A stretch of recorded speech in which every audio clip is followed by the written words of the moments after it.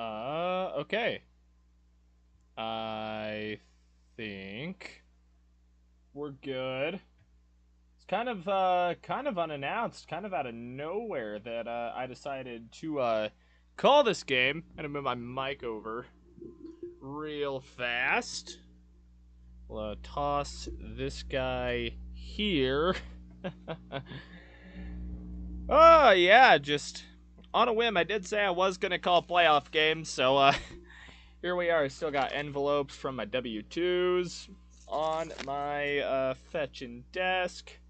Yeah, oh shit, I'm knocking shit over. We're gonna have a good time.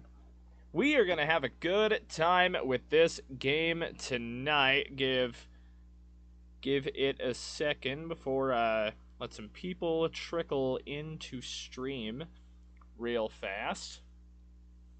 Fix the old Zinny Neutron I got in my mouth real quick. We'll move that. Yeah, it is going to be a good time. I do need to go update that ESPN scoreboard real fast. I need to update the ESPN part. Hang on a sec. Gotta update that. Gotta update that. Rookie mistake, as it turns out.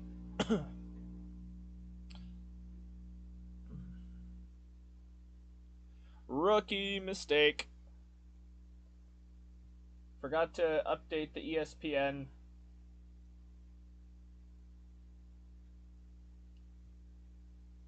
I need my Avast to shut the hell up. There we go. Alright, that's all set. Alright, so we got two teams that have had some hella good seasons so far. You had the Washington Commanders with their likely Rookie of the Year quarterback Jaden Daniels out of LSU.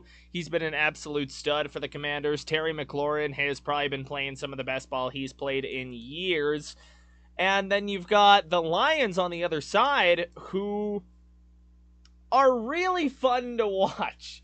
We'll put it that way. Their offense is amazing. Jared Goff having an MVP type year. He's not going to win it because he's not Josh Allen, but he is having an amazing season. Meanwhile, your problems, you've got that defense of the Detroit Lions that I know a lot of people have been concerned about because they've been hit with so many injuries that they've been hit with so many injuries that, like, it is difficult to keep track of who's healthy and who's not for them. But I think this is going to be an interesting game. You got a little bit of a slog fest with that last one with the Chiefs and the Texans. This game, I'm almost expecting over under like 65, pretty much. This is going to be a fun game, an interesting game to watch. And I am so excited to get to call this thing. So excited. We are just about 5 minutes out from kickoff. Just about 5 minutes out from kickoff. So I'm going to go get a couple of things ready real quick before we kick off. Go get some water, have that ready to go. Don't hate on the Luigi hat. And yeah, we will be right back. I'm getting some water.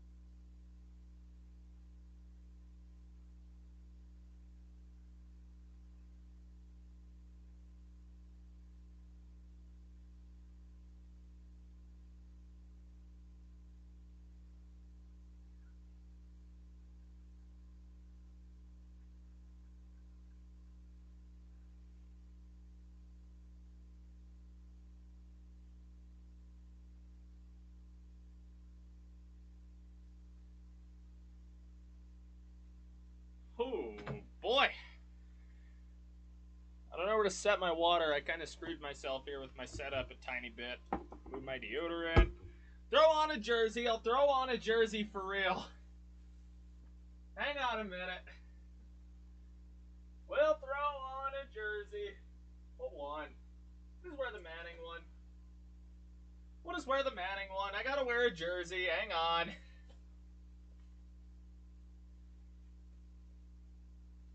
We gotta wear a jersey. Even if I gotta wear the Luigi hat until 200, still gotta wear a jersey. Still gotta wear a jersey. We are just a couple of minutes out from kickoff. Once again, you've got likely Rookie of the Year, Jaden Daniels, taking on a guy who I think will probably come third or fourth in MVP voting in Jared Goff. It's going to be a fun game is kind of all I can tell you. This is going to be so much fun. Jaden Daniels, pretty decent in the wild card there. And I'm really excited to see what comes out of this. Like I was getting at earlier, AFC divisional round. First game went just a little bit ago, and you had the Texans. They kept that game close as long as they could, but it eventually just got away from them. I know a lot of people weren't in love with the calls from the referees, and there were a lot of questionable calls in that game, but once the Texans lost momentum, it was pretty much over for them. It was pretty much over as soon as Houston lost whatever momentum they had in the half. So, unfortunate for those guys. Houston, I feel like they still outperformed given everything that they kind of had going against them. Their defense played incredibly well this year.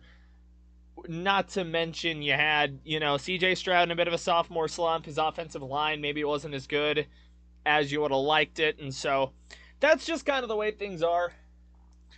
And we'll see what comes of this game. We are in our final commercial break before kicking off. Already got a couple of likes on the stream. We love to see it around here. Love to see it. I'm really excited to commentate this game, actually. This is one I've been looking forward to ever since the playoff matchups got set last week. So this'll be a good time.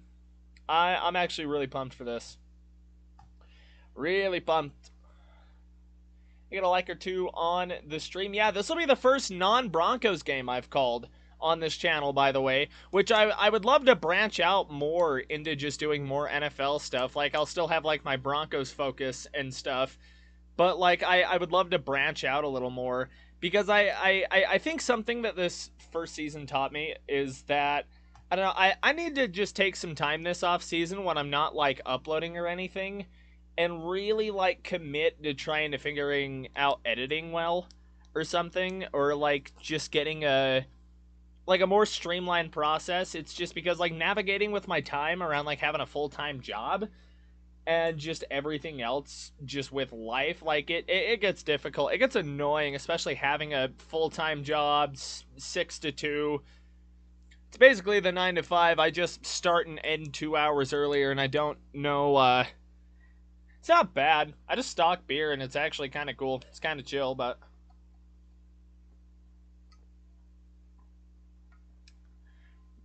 Yeah, we got Luigi hat and Mario Cup. Luigi hat and Mario Cup. That is how it is. We are just like a commercial away from kickoff, ladies and gentlemen. We are a commercial away from kickoff. And this game's going to be good. This game is going to be good. And you know what? This is probably what I'm going to end up going to GCU for. Because I've been, like, in the process of, like, getting some information about, like, doing, like, GCU online classes.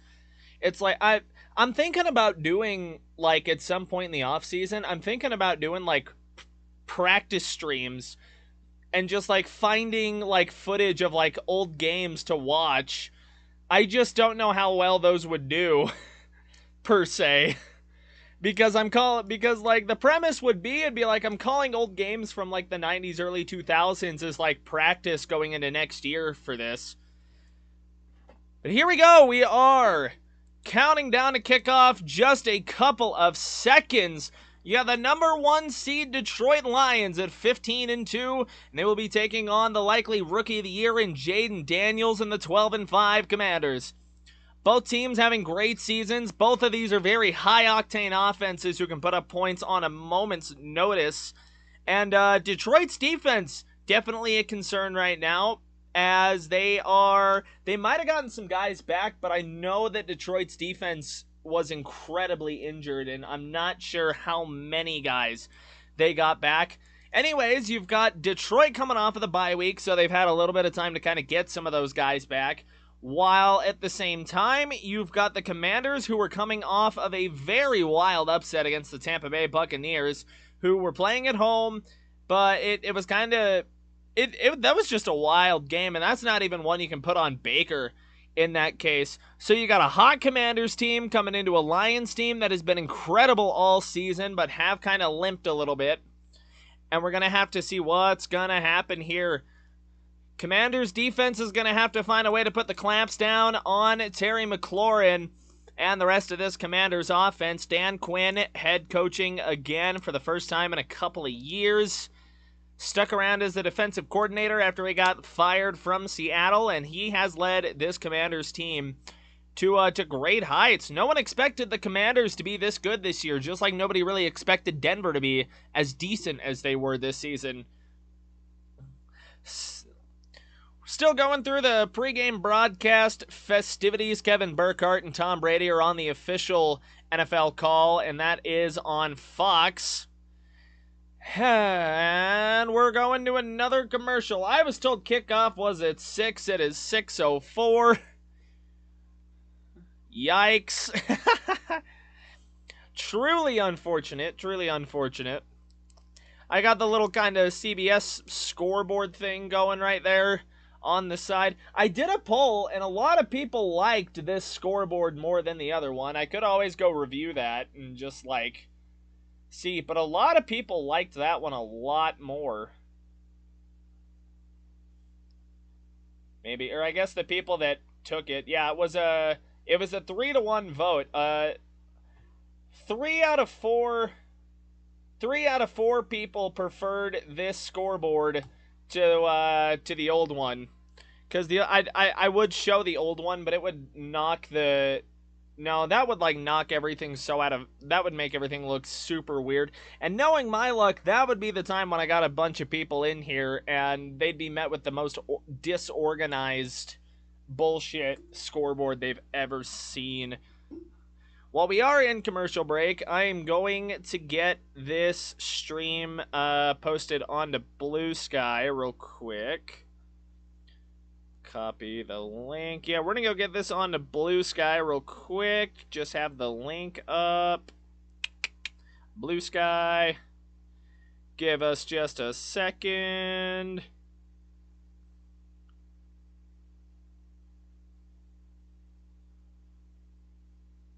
Hang on, we're still getting everything uploaded onto Blue Sky. Give me just a second.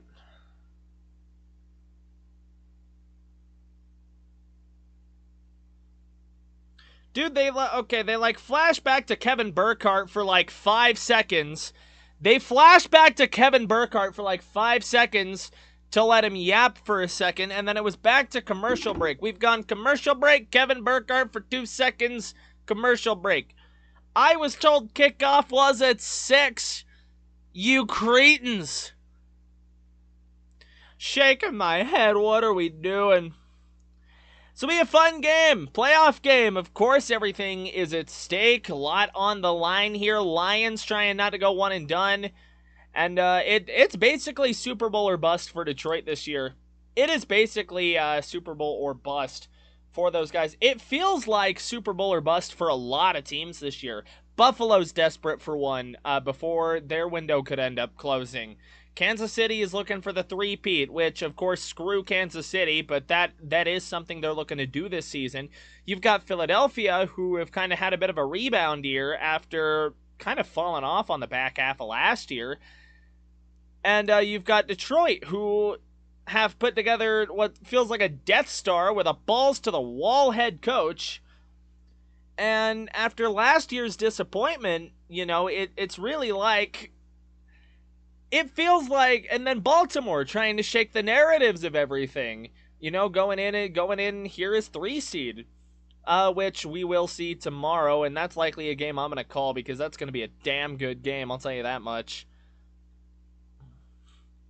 So like I said, we are still in commercials. Nothing has even started yet. Nothing has even started. And we are still just waiting on kickoff. Fox is really bouncing between commercial, broadcast for 2 seconds, commercials, broadcast for 2 seconds. It's a pain. And until something actually starts happening, I'm probably not going to get any more viewers here on stream. But if you are here, I appreciate it. If you are here, I appreciate it.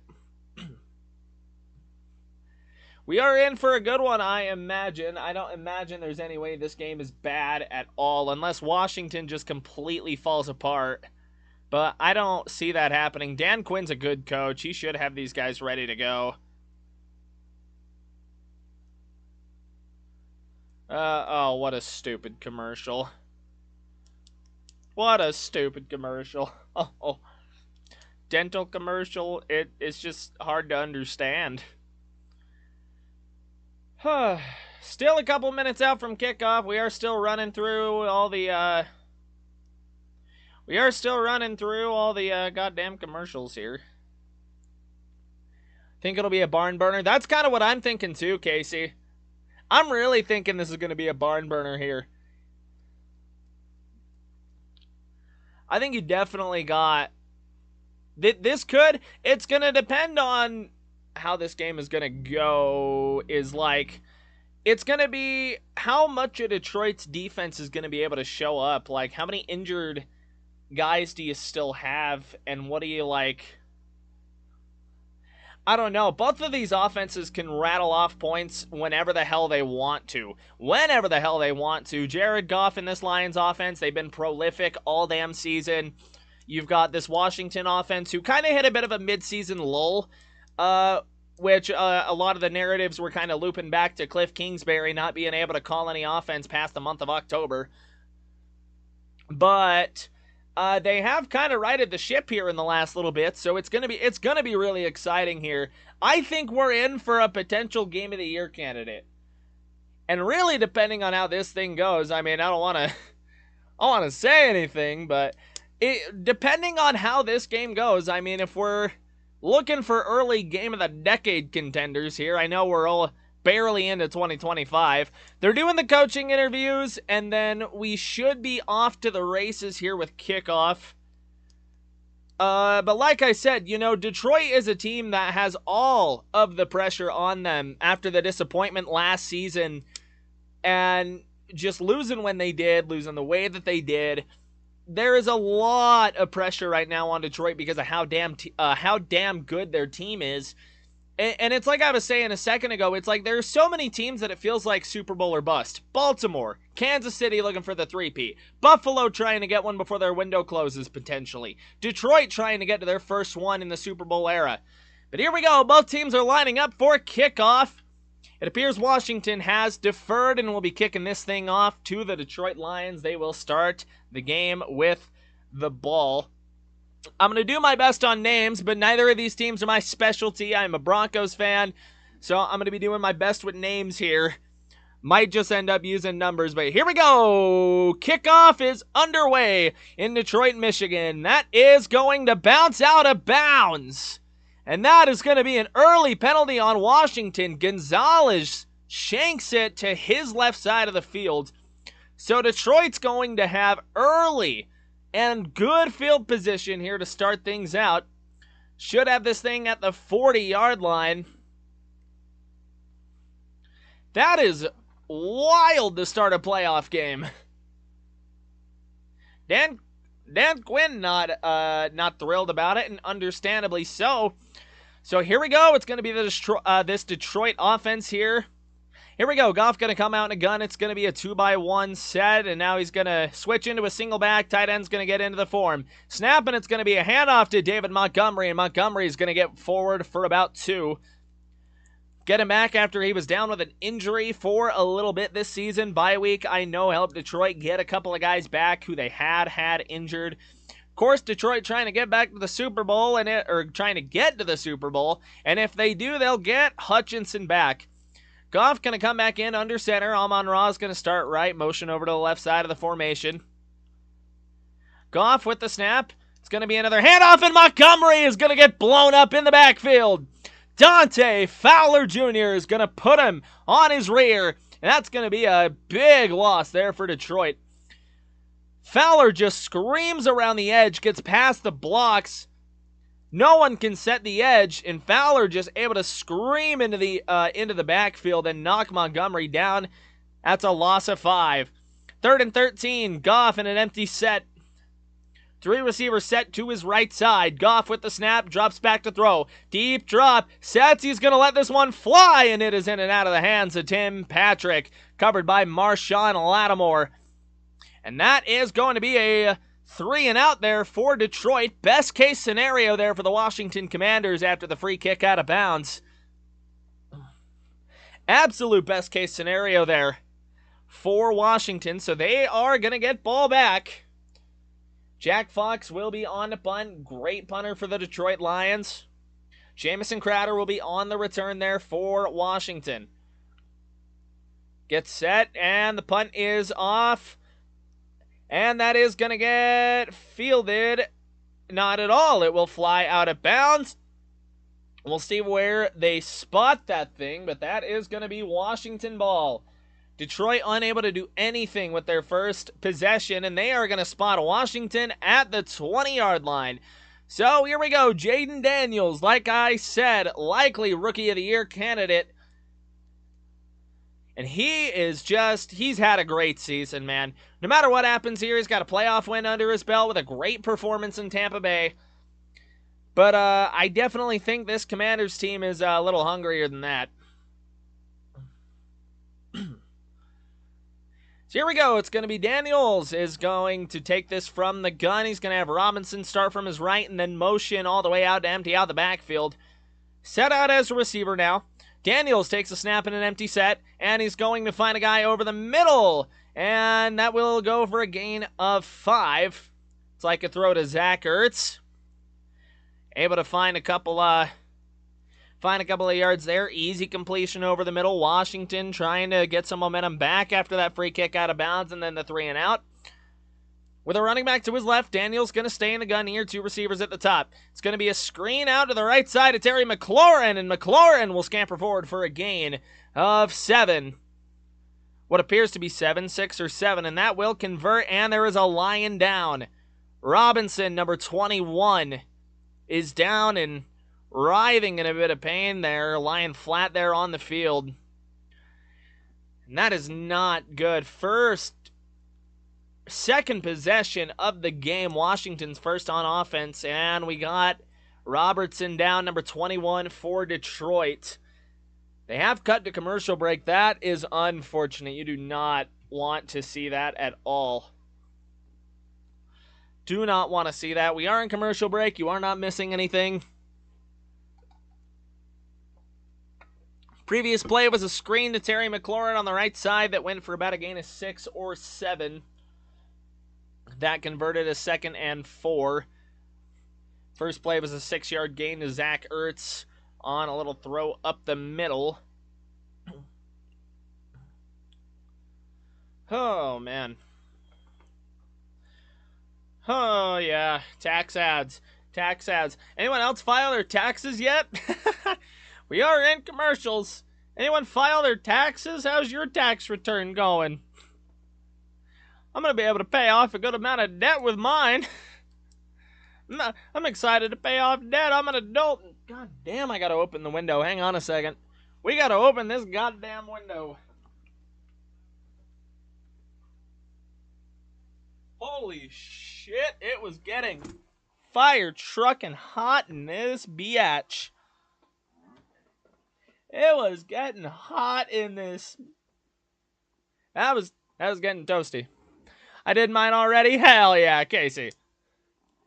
That's my guy. We out here doing taxes like real adults. At least I think we're real adults. I like to think I'm a real adult. I certainly like to think I'm a real adult. Do do do do do do do do do do. Being a real adult is an experience. It certainly is. Yeah, no, I think I figured out that being an adult is basically getting excited about your tax returns, getting excited about a raise at work, and like beer, pretty much. Once again, we are still in commercial break. You are not missing anything. We are back into the game. Amik Robertson is the injured Lion. A little bit of, felt like friendly fire, got his arm pinned between a couple of guys, between McLaurin and his own guy, and oh. So Detroit, they're going to be down a defensive back. You've got Jaden Daniels coming out, 3 receivers set to his left side with a running back to that same side as well. Gun set. It's going to be a play action, setting up screen, and he's going to find number 2 on the left side, and that'll go for a gain of 8 or 9 to Brown, number 2 for Washington. And that's going to keep him way ahead of the sticks here. It's a gain of 7 is what they call it. 2nd and 3 now. Washington starting to get set. Looks like they're going a little bit of tempo here. It's going to be a trips up at the top with the one guy down to the bottom of the screen. Running back to Daniels left. Daniels calling out a couple of things here at the line. Getting a few things set. He is going to stay in the gun here. Daniels with the snap, going to drop back, 2nd and 3, is going to float it out, check down to his running back, and he's got room. Down to the 50, makes a man miss, breaks out of a tackle at the 45, down to the 40, and finally brought down at the 37-yard line in Detroit territory. Austin Ekeler showing off that receiving prowess that made him loved in San Diego/LA. Just broke out of a tackle at the 46-45. Spun out of it pretty much, and he just flew down the field after that. From the Detroit 37, it's going to be a handoff going left side, trying to get up the middle, and he will find nothing. It's going to be a gain of maybe 1 if they're lucky. Handed off to McNichols, I believe. Jack Campbell was there in on the tackle. And Washington still going tempo here. Eckler's going to line up to Jaden Daniels right. Guys are going to get set. 2 receivers at the top, 1 at the bottom. Ekeler moves to the left. Daniels play action. Now he's going to roll a little bit. He's going to heave it up and just trying to throw it away there. Nothing really there for him. Ekeler was covered on the check down. He was the closest receiver available. That's going to set up a 2nd down now. 2nd and 10. Once again, they are deep in Detroit territory here. Not deep, about midway through Detroit territory here at the 37-yard line. As that was a weird way to phrase it. Or 3rd down, excuse me. 3rd and 9 now from the Detroit 36. Ekeler starts at the left and goes to the right of Jaden Daniels here. And we got movement. They whistle the play dead. We'll see what it is. It looked like it could have been incited by a Lion here, but we'll have to see if there was a false start on that brought a guy off sides. It is a false start. False start on number 63 for Washington. That'll back him up 5. And it's going to make this a harder 3rd down now, and it'll leave him right on the edge of field goal range.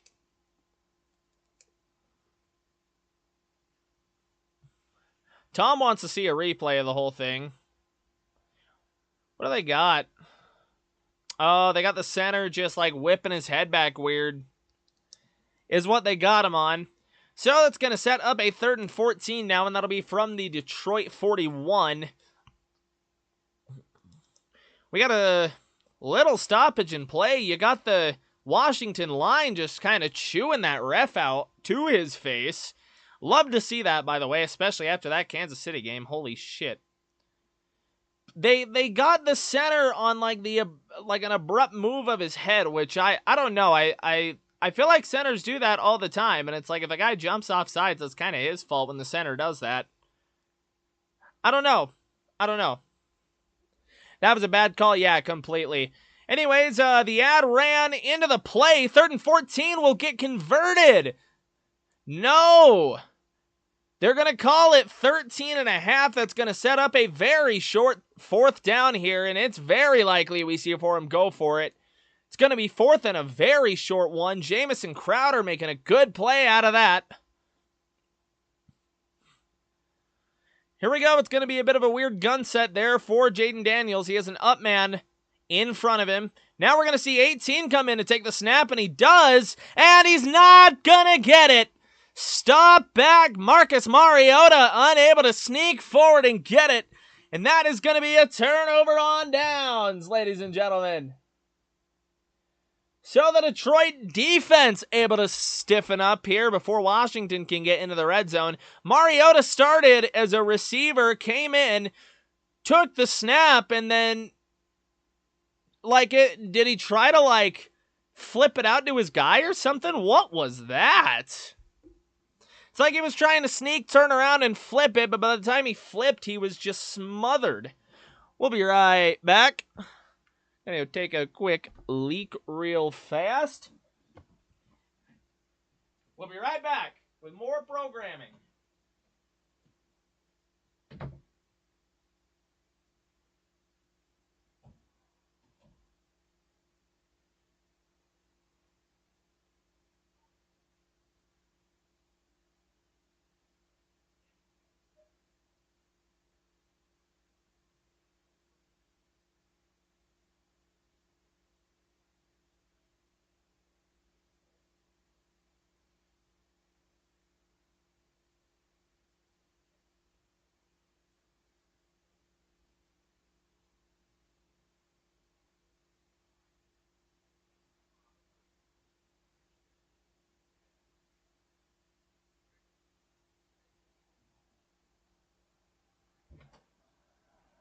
We have returned.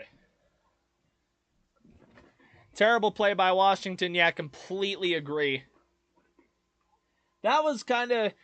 I don't know which call was worse. That one or Houston going for it on a 4th and 10 when they did in that game. That was a wild call.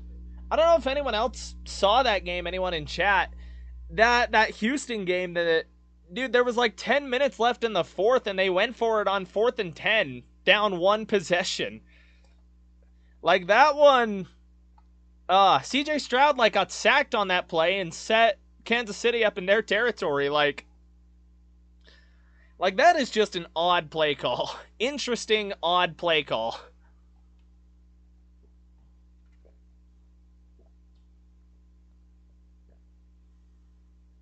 Of course, this is the reminder to stay hydrated. Hydration is always good. We do like being hydrated. Yeah, I don't know what the hell that call was. They motioned Mariota in from a receiver to get under center, and then it was like they were trying to run a sneak, and then he tried to get around to flip it to Jaden Daniels, is almost what it looked like. He got turned around either way. Dan Quinn wasn't happy. Mariota wasn't thrilled, and then Mariota's out getting questioned, trying to explain everything. Brian Robinson didn't look happy. So here we go. Jared Goff in the Detroit offense. After a 3 and out. Now my shit's tweaking. Goff back to pass, and he's got a guy at the 50. Jamison Williams is going to get to, got thrown out of bounds at the 47. Ball brought him back a little bit, closer to the line, but a quick flip of field position there for Detroit. And I'd really love to know what my NFL Plus app's doing right now. Can we get ourselves together, please? Can we get ourselves together, please? Dear Lord. All right, here we go. Goff under center with Jahmyr Gibbs is going to be in the backfield. Goff, it's going to be a handoff to Gibbs. Gibbs going right side. Gibbs makes a man miss, and he's going to plow down to the 37-yard line of... Maybe not that close. Geez, my NFL app doesn't want to work properly right now, so I'm going to have to quick swap out, swap back in. It's calling a dark game there for a second because my NFL app refuses to work. Here we go. Yep, from the 37. Goff has got Gibbs out of the backfield. Gibbs has space running, and he breaks through a guy and gets down to the Washington 15-yard line. So Gibbs with back-to-back big gains there. And now this Detroit offense looks like it's purring. Looks like a purring engine right now. Jahmyr Gibbs really putting the pedal to the metal here on these last couple of plays. It's going to remain in the backfield here. 2 receivers stacked on the right side. Laporta going to go into the backfield as a fullback now. Goff will be taking this under center. Goff, it is going to be a handoff to Gibbs running right side. Gibbs looking for space on the outside, and he wiggles around, and he's inside the 5 on a play that looked like he could have taken a loss with some bad angles there.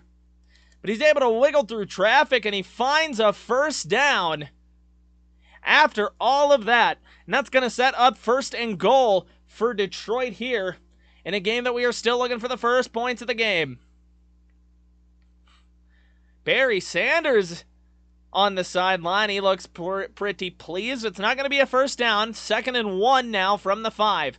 Laporta going to motion to the left side. It's going to be a pitch to David Montgomery, who navigates traffic and falls forward. Gets down to the 1.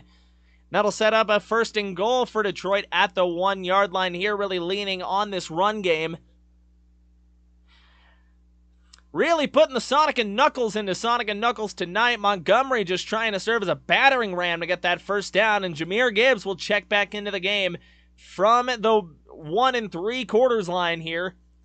1st and goal, Detroit. It's going to be Goff under center. Jahmyr Gibbs behind him in the backfield. It's going to be a 3 tight end set. Amon-Ra on the top of the formation. And it will be a handoff rolling left side for Gibbs, and Gibbs will burst into the end zone. Touchdown, Detroit. First points of the game here, and a really just authoritative drive as Detroit just forced the ball down Washington's throat. So the turnover on downs will come back to hurt Washington. It's a counter run, faking right, and then going back to the left side.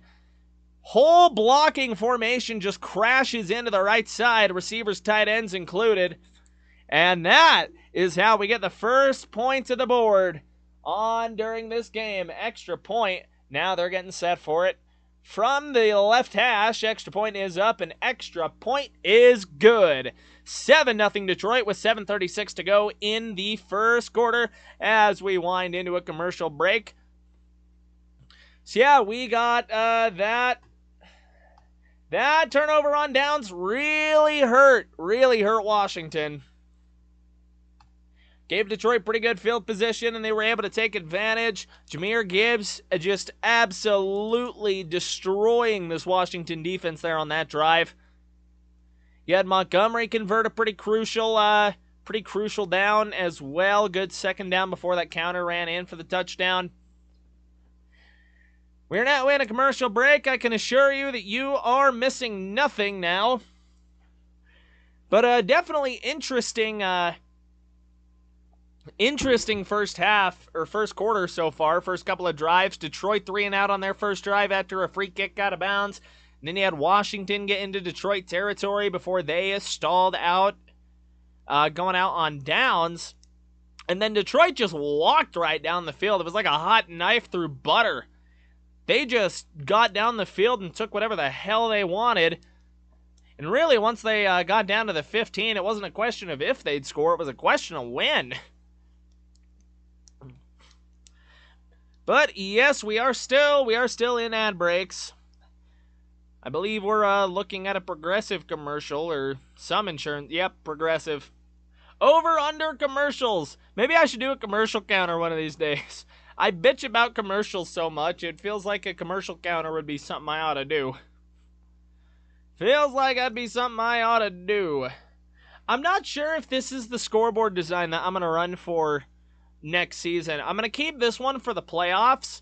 I'm not sure if I'm going to keep this one next season. Because, like, the old scoreboard was cool. Like, I felt okay about it. The very first one was not very good. I'll admit that. I went in and refined it after a little while, and then that wrote out the rest of the regular season. But I don't know. Like, I did a poll. They liked this scoreboard, like, kind of trying for the old school CBS vibes, but we'll see what comes of that. It is going to be Washington football, and they will be looking to respond to the Detroit Lions We are coming out of ad break now, so you will be missing stuff if you were not paying attention. Make sure everything is the way it should be. So Lions coming off of a nice methodical touchdown drive. Nice methodical touchdown drive. 6 plays, 3 minutes off of the clock, 71 yards. Gibbs had a lot of total yardage there on that drive. So now we will be looking ahead to this possession. Ball is up in the air, and that will be a touchback out of the back of the end zone. And now the Commanders will be looking to respond to, once again, a really strong Detroit drive. Doing a whole bunch of season recap stuff, which, to be fair, Washington did have a really good season this year. Really strong turnaround from last year. Last year was kind of a mess for them. Here we go. Daniel's going to come out in a bit of a split backfield here. He's got Eckler and Robinson in the backfield with him. 2 receivers at the top of the formation, 1 at the bottom. Daniels takes this from the gun. You got a receiver motioning left side. It's going to be a read option. Daniels keeping it left side, navigating behind a block, and he will scamper out of bounds.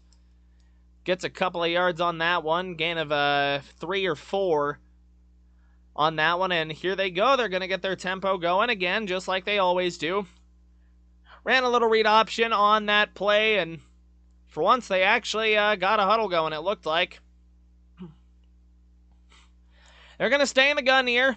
Got a receiver each side, 2 on the bottom. Zach Ertz going to motion back into the formation here now and get into the slot. Daniels from the gun, play action, sets and throws, and he's got a receiver on the left side. That is Terry McLaurin, who gets barely off of the ground and then just kind of gets wound down by his shoulder pads. And Washington going tempo here. Looks like they're trying to kind of wear this Detroit defense out. They're going to get set. It's a pistol set here now with a running back to his left side and behind him. You're going to see Zach Ertz motion into the backfield to make it a full house. It's a fake handoff and then a pitch backwards to Eckler. And Eckler is going to get dragged down for a loss of 4 or 5. Alex Anzalone flew into the backfield to shut that thing down. It's a pistol set that turns into a full house formation there, and it's a fake handoff going right. He pitches it back to Eckler. Anzalone was not fooled. Able to track down Brian Robinson and just slam him down in the backfield. Loss of 4. So here we go. 2nd and 14 now for Washington from their own 41. Out of the pistol, it's a screen to the right side there. He's got Austin Eckler, and Eckler going to fight forward for a gain of 4. Trying to make this a more manageable 3rd down. And it's going to be 3rd and 10 now for Washington. Now, one play could end up being the thing that kills their drive here. They were moving pretty good until they took that 4-yard loss here. It's going to be an empty set here. 3 guys on the left side, 2 at the top of the screen. Daniels in the backfield alone. Daniels getting set. Takes a snap. Lions going to bring 4. Daniels gets set in the pocket at time, and he finds a guy for a first down. That is going to be Jamison Crowder. They needed 10. They get 11. Daniels able to find his guy. And the drive will stay alive. A little bit of a curl route there. He kind of bounces outside of the zone coverage where he's able to find a spot once he flips around. And that'll get him into Detroit territory now. It's going to be Daniels with a bunch set on the right side of the formation. Running back to his right as well from the gun. It's going to be a handoff going left side to Brian Robinson. Robinson breaks a tackle, then another. And he's able to plow forward for another Washington first down. Gain of 12. And that'll keep Washington moving once again on that one. It's a gain of 14. And he just dragged number 46 for like 5 yards. It's Jack Campbell that he just dragged. Robinson going to motion out of the backfield here to join 2 receivers on the right side of the form. Daniels with a snap, empty set, and that's a screen that is batted away. Number 99 for Detroit. Looking for Terry McLaurin on the weak side of the formation. And unable to find him. Number 99 just got that big right paw up and smacked that thing out. He had to jump for it a little bit as well. And that'll set up 2nd and 10 now for Daniels in the offense. 4:05 to go on the clock. Snapping it from the Detroit 29. It's going to be another gun set here. Kingsbury loves his gun sets. Running back to Daniels' left side. 3 receivers on the right side of the formation. Daniels going to drop back to pass here as time. He's going to float one up, looking for number 14, and he will not find him. Nice coverage by Detroit number 32. Once again, I don't know everyone on these teams. I am a Broncos fan, so unable to memorize all the names here. I'm doing the best I can with what I got. But that was outstanding coverage there. Just one-on-one with number 32. Not the most catchable ball. Not by a long shot. And that is Brian Branch. My apologies, I was not familiar with your game. From the Lions, 29. Daniels with a bunch set to his right side. Running back to his right as well. Takes the snap. Lions are going to bring 6. He's going to uncork it, and it is dropped. He had Brown. Brown had it in and just got it punched out. And that is going to be 4th and long. That is an outstanding play by Wilson, I believe, of the Detroit Lions. Able to make up ground. Throw made Brown slow down a little bit, and that gave him enough time to get up onto him. So that's going to set up a Zane Gonzalez field goal here. 47-yard attempt, trying to make this a 4-point game. It's going to be from the left hash. Snap, the kick, and it is good. So that's going to get Washington onto the board there. Could be a 7-6 ball game if they hadn't gone for it and missed, but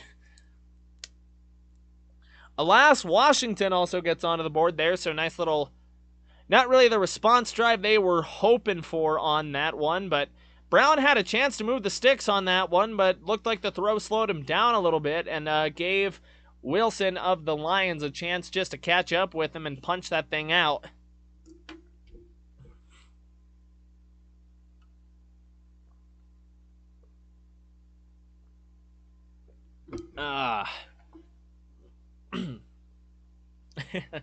I'm starting to wonder if the Luigi hat is just like driving people away.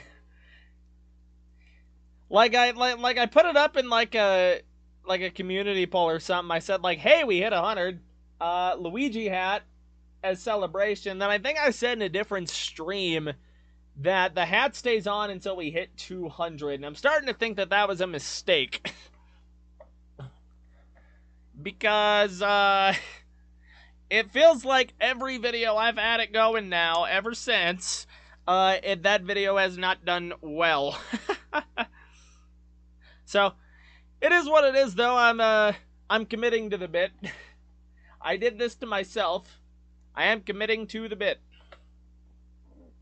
So yeah, Washington able to get onto the board there after a bit of a, not really the answer drive they were looking for to that score for Detroit, but they are able to get onto the board. It's a 4-point game now.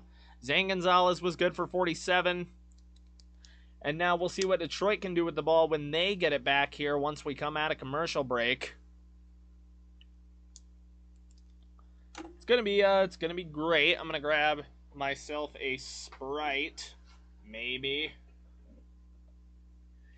Mini Sprite Zero is my best friend. Mini Sprite Zero is my best friend.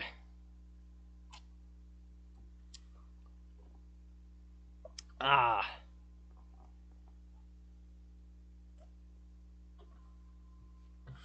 chair go up higher? Oh, it can. It had a little more height. I feel like all my camera stuff was tilted kind of weird. Maybe that's just me freaking out about stuff. Here we go. We are back to the game. Washington just got on the board with a field goal to answer the Detroit touchdown. Now it'll be a kickoff by Gonzalez. He's able to keep this one in bounds, and it will be returnable. Fielded at the 9. Here we go, number 13, and he is going to get tackled at his own 26. So unable to get even a touchback out of it. And now it will be Detroit ball. Detroit coming off of a drive where they just kind of rode Jahmyr Gibbs to the promised land a little bit. Had about, I want to say it was like 48 total yards on Detroit's last drive. Scored the touchdown for him. Sonic right now is definitely running the damn table. So here we go. It's going to be Goff for the gun. Jahmyr Gibbs to his left side. Two receivers over to his left as well.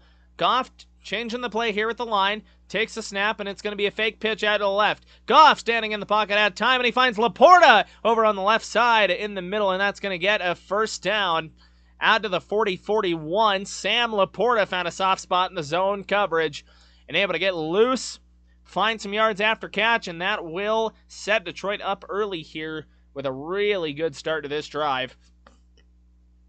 First down of the drive here. And now we're going to get the Lions out in an I set here. Jahmyr Gibbs is going to remain in the backfield. Goff under center. Goff with the snap. It's going to be a handoff. Gibbs trying to go left side. Gibbs navigates traffic at the line. And here we go. Foot race. 40, 35, 30, 25 down to the 21-yard line before he is knocked out of bounds. Navigated traffic and turned on the jets after he got around the edge. And that's going to get Detroit real close here. And they are gnawing at the edge of the red zone. Started right, able to cut back to his left side after seeing a hole open up, and just able to turn on the afterburners. He had the Sonic dash pad somewhere in the line of scrimmage.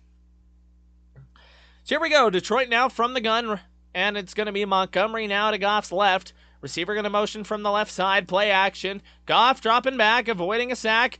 Pumps, and now he's going to sling it sidearm to Sam Laporta, and he's going to fall forward for a gain of 6. And that'll get him down to the 20-yard line. Lions now in the red zone right on the edge.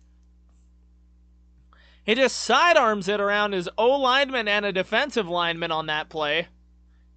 Weird throwing angle there. Looks like he's throwing a baseball in from third base.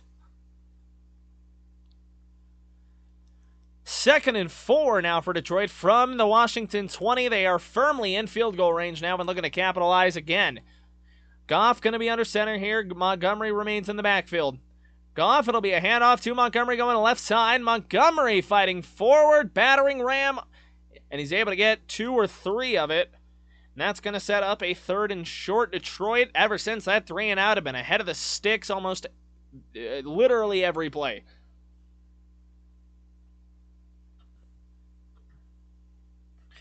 Once again, Jahmyr Gibbs has been the engine that makes this Detroit offense go. Team already up to 62 rushing yards, and most of it is Jahmyr Gibbs. Here we go, 3rd and 1. Montgomery's going to motion out of the backfield, empty things out, and he'll settle up at the top of the formation on the left side. Goff from the gun, empty set, 3rd and 1. Pressure getting in, and he fumbles the ball! And Washington's got it! It's a strip sack! And Frankie Louvu will be the one to fall on it. So Detroit will not be getting points out of this drive. Who got there? Number 92 able to come punch that thing out. And that will put a swift end to that Detroit drive. Looks like they were definitely getting set for another touchdown. 3rd and 1 from an empty set. Goff unable to hang on to the ball. Gets stripped out of his hands. Frankie Louvu able to fall on it and give Washington the ball back.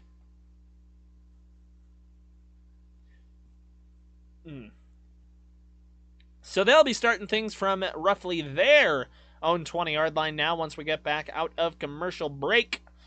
Fortunately, constant commercial breaks. Got to get as many ads in there as we can, says the NFL. What a play. What a turn of events, too. Detroit looked destined to score right there. But you had number 92 for Washington just fly through the line, punch the ball out of Goff's hand, and then you had Frankie Louvu. Frankie Louvu just able to fall on that thing and shut down that Detroit drive quick. It looked like Jahmyr Gibbs was basically primed for another score before that sudden stoppage.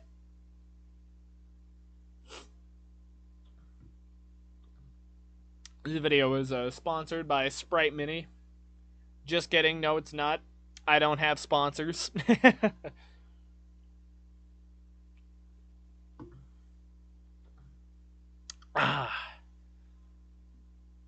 Yep, I do not have sponsors. And that is okay.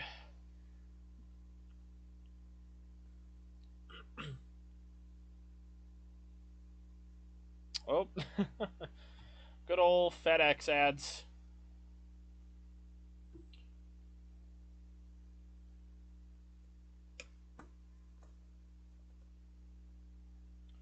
La-di-da-di-da-di-da-di-da-di-da. Looking for stream settings.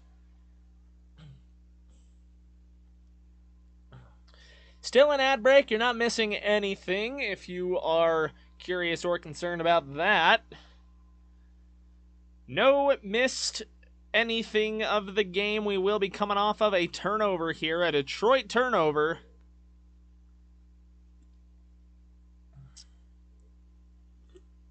Once again, number 92 was able to just fly into the backfield and knock it right there out of Goff's hand. Armstrong, number 92.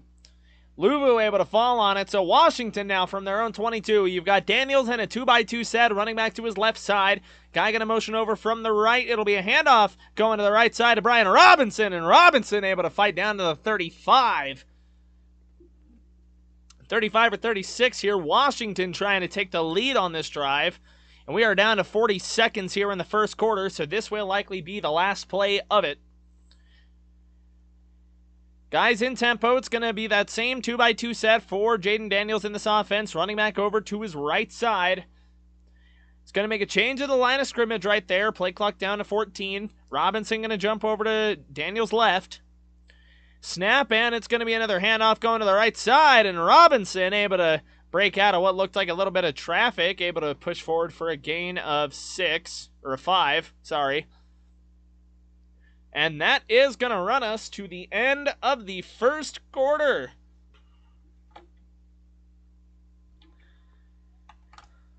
Yep, end of the first quarter. I'll get this graphic switched over here. Quarter 2. We will be in quarter 2 when we get back. I'm going to run, take me a bathroom break. We will be right back. Oh, I don't have the be right back graphic.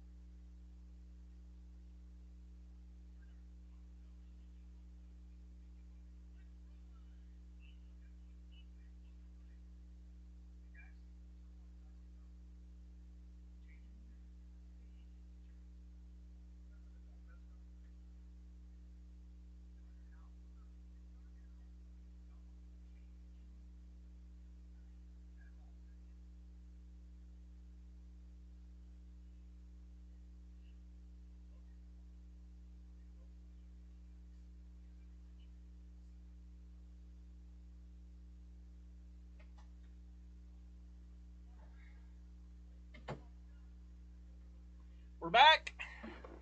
We're back. No more chair. No more chair. And we made it back before commercials started. So I'd say that's a dub. That is a dub.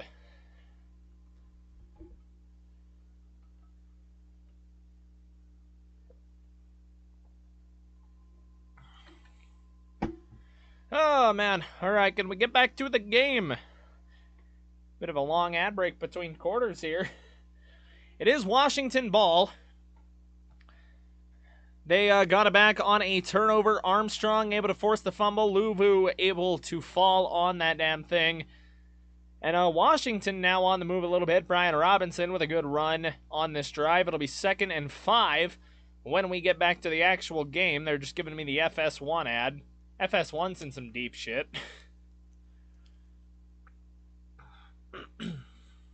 Wow, that's a stat. Lions had 18 players that they put on IR this year.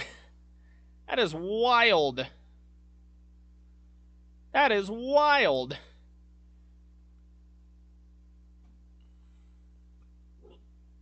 Here we go, 2nd and 5. It's going to be a running back over to Daniels' right side as they stay in the gun.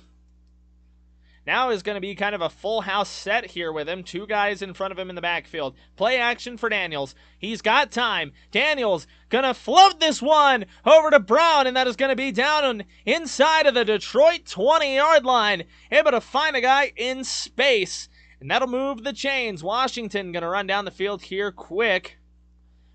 Brown was just on a nice little dig route. He got some depth on it, able to find a soft spot. Here we go from the 16. It's a read option for Daniels. Daniels getting around the edge, and he will get dragged down after a gain of 3. Number 31 of Detroit able to catch up to him and drag him down. He had a lot of time on that throw that got him down into this spot here. So now Washington in prime scoring position here, trying to come out and take what would be a 10-7 lead in Detroit. A little bit of a stop in play. Now here we go. Daniels going to take what I believe is his first snap under center this game. 2 receiver set, running back behind him. Daniels, it's going to be a play action, bootleg, looking for a man. Now he's going to run. Jaden Daniels will shimmy out of bounds after a gain of 4 or 5, and that is going to set up a 3rd and about 2. 3rd and about 2 or 3 now for Jaden Daniels. 3rd and 3. I thought I got a little more on that than they gave him. But he's able to get positive yards on that one. Just a play where he couldn't find anyone open on a little bootleg over to the right side. Able to keep him pushing forwards. Sets up 3rd and 3 inside of the Detroit 10-yard line. Empty set. Takes a snap. Daniels standing in the pocket. Looking. Firing and unable to connect with number 14 is Zacchaeus. Little out in front of him here. It's going to set up 4th and 3. And it looks like Washington is going to stay out for this thing. That they will. 20 for 23 in the regular season. 3 for 6 against the Buccaneers. Oh boy. Here we go. First, can Washington capitalize off of that turnover now? You're going to have Daniels in the gun with, I believe that is Austin Eckler, planted to his right side. No, Eckler is in the formation as a receiver, different running back. Play clock down to 1, barely gets the snap off, and he's able to find a guy over the middle. They won't get the touchdown, but they will get the first down. Zach Ertz will get him down to the 2. Ertz looked a little slow getting pulled up there, but seems all right. Barely got that snap off on basically the last possible tick. Caught it in front of Anzalone and Melifonwu.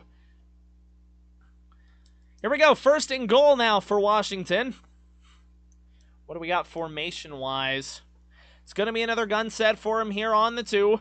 With a running back over to Daniels' right. I believe that is Brian Robinson. With the snap, play action, throw out, looking for number 87, and he can't find him. That is Bates.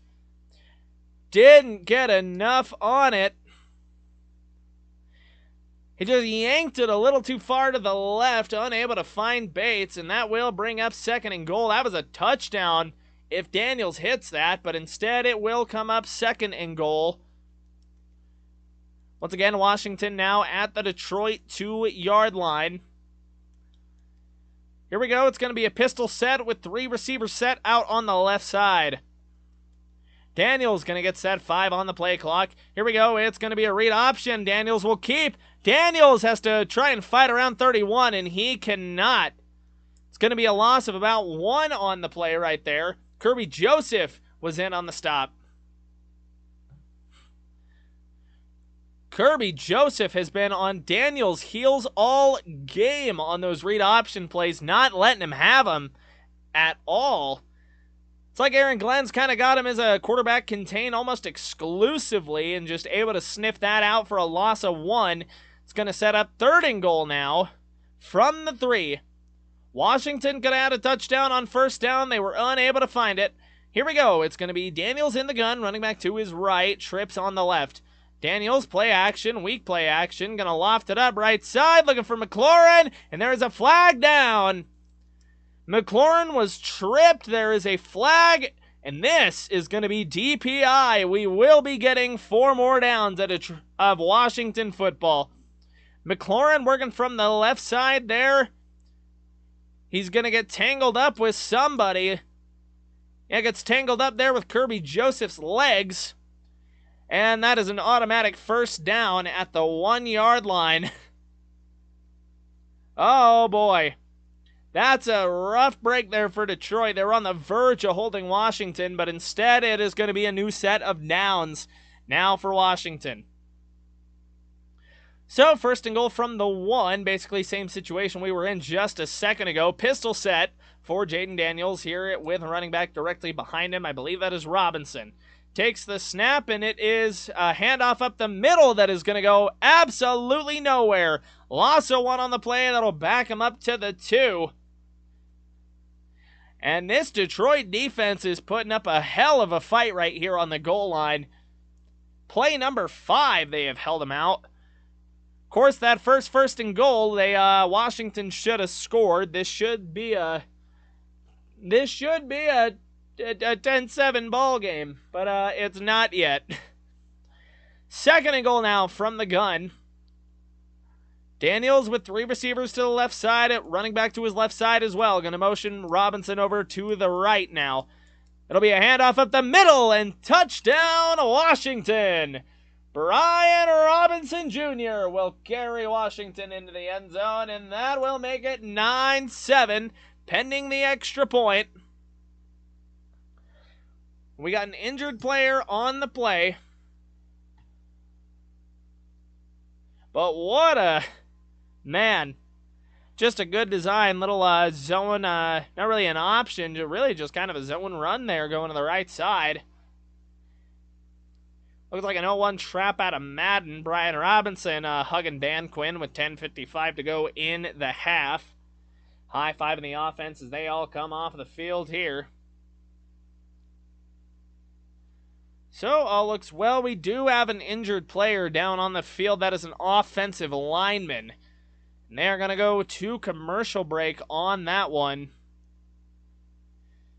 We hope he's all right. That is one of Washington's starting offensive linemen that has gone down. They have gone to commercial break. Not something you like to see, especially not in the playoffs. And that is going to leave Washington potentially a little short-handed on the offensive line.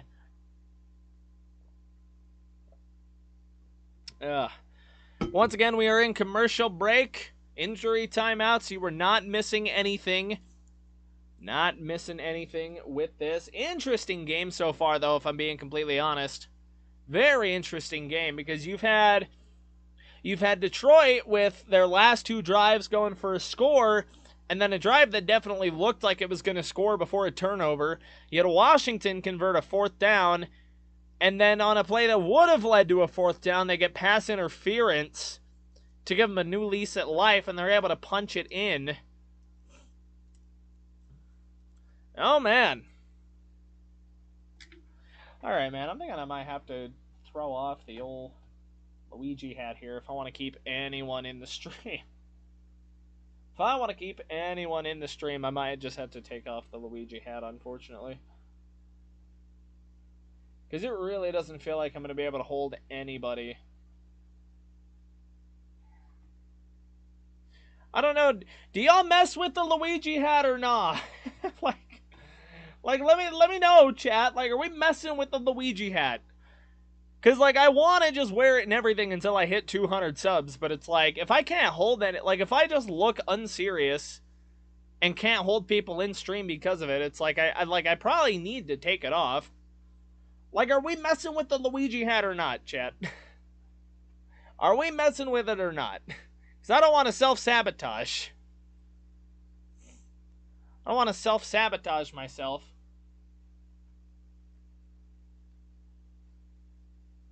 I'm going to have it ready to go. I'm going to have a new background ready to go, but...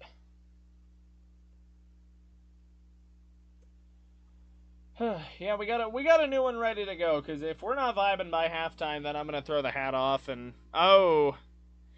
Sam Cosmi, the loss for Washington. They are now up for the extra point. Cosmi was in a lot of pain coming off of the field there. Did not look good. Here we go for the extra point. Zane Gonzalez on for this thing. Snap, hold, kick is good. 10-7 Washington. 10-7 Washington. Really, they're doing one of those quick eye on the field ads thing before they get to kickoff, because we did just come out of an injury timeout as well. Oh boy. Yeah, I don't know. We might just have to kill the Luigi hat here.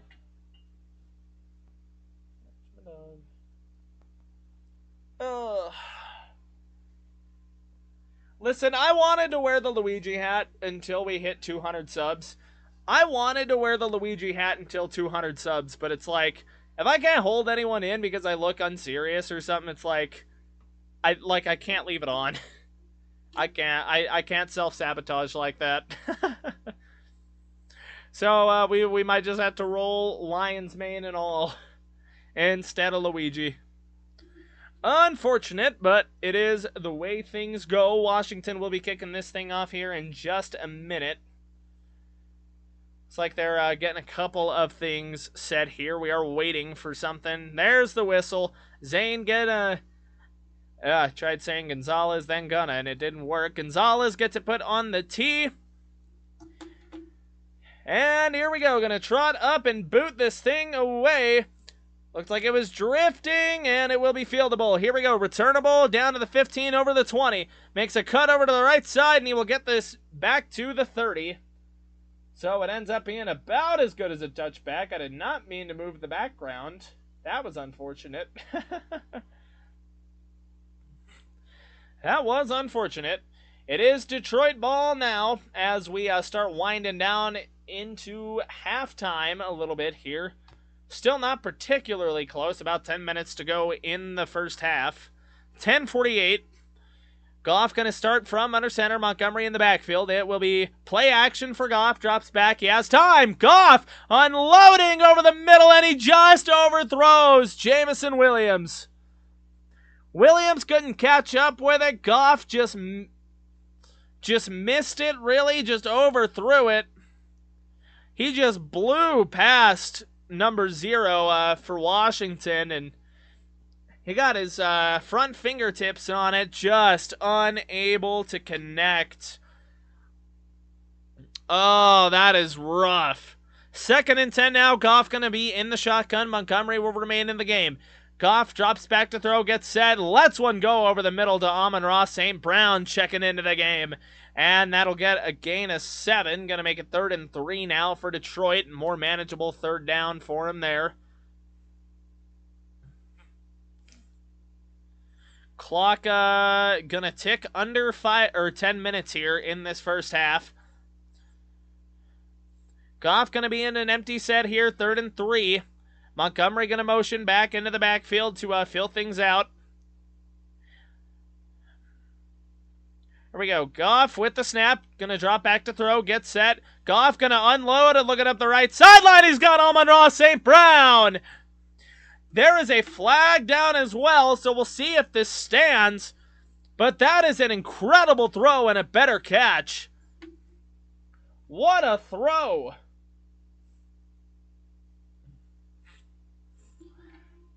Oh, and it's a defensive holding call. That play will stand. That play will stand. Just a little rub route there, or a little pick route there by Patrick, able to get Amon-Ra open. What a throw and a great catch by Amon-Ra over the shoulder. Goff going to change the play here. Was in the gun. Now he's going to get under center. Jahmyr Gibbs will be behind him. Goff, it will be a handoff to Gibbs, going right up the middle. Gibbs following blockers and falls forward. Gets a gain of about 14 on that thing. What a play! And Detroit's offense just continues to purr along. And they are making things work. Moved a couple of things over as well, so. Here we go, I form for Detroit here. Jared Goff, Jahmyr Gibbs in the backfield. It's going to be a pitch out to the left side with a blocker out front. Gibbs trying to navigate traffic, and for probably the first time tonight, he will get contained. No gain on the play. Gibbs trying to run it outside left. Unable to find any traction, and that will set up a second and 10. Detroit in Washington territory. After that, little bit of a home run ball to Amon-Ra St. Brown.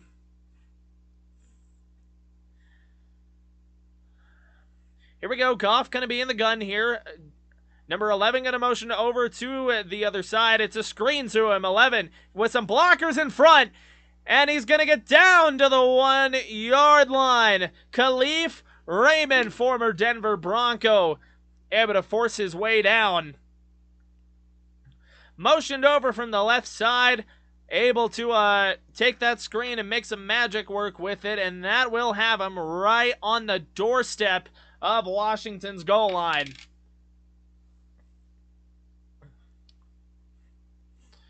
Here we go. It's from the 2, jumbo set here for Detroit now. Gonna motion Laporta to the left side. It's gonna be play action for Goff. Goff. What a catch! Sam Laporta, touchdown Detroit.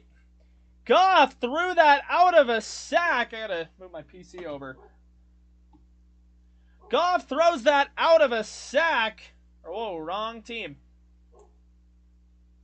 Jared Goff throws that out of a sack, and it's a one-handed falling catch by Sam Laporta. What a play by Detroit. Ridiculous. Laporta able to cradle it into his body. That thing doesn't even touch the ground. That didn't even make it close. What a catch. So now the extra point is up, and it is good. 14-10 Detroit. They are able to answer right back after the Washington touchdown, and that is just a ridiculous play from Detroit.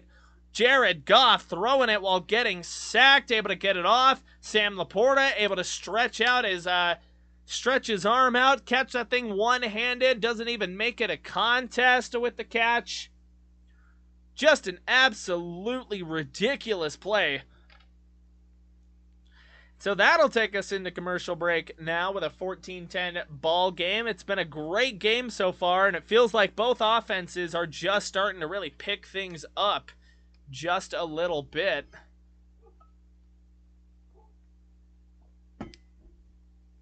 So Detroit will reclaim the lead. I still can't believe that play. That was a ridiculous throw, first off, from Goff, to be able to just like heave that thing as he's going down.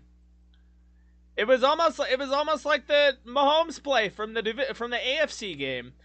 And then you had just the most ridiculous catch from Sam Laporta that I've seen in ages.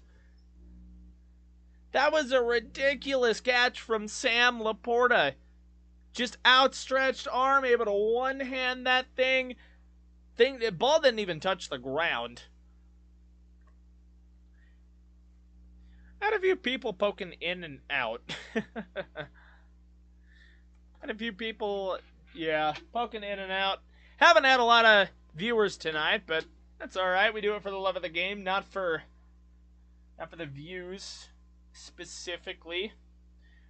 Just doing it for the love of the game. They're showing the Pro Bowl stuff, so that's cool. But man, this has been a great game so far. This has been a great game. And I cannot wait to see what the second half has to offer. But for now, we are still within that second quarter here. We are back in. They're re-showing the replay of that. They had Dan Skipper as an eligible receiver. My guy, he got double covered. Dan Skipper drew double coverage. Look over my screen. Yeah, he got double covered. What the hell? Dan Skipper, may I remind you, is an offensive lineman. So, Bates on to kick this thing off, and it will be Washington football. That is going to go out of the back of the end zone. 7:44 to go in this first half. Lions offense, now 2 out of their last 3 drives have scored. They had the turnover in the middle of all of them.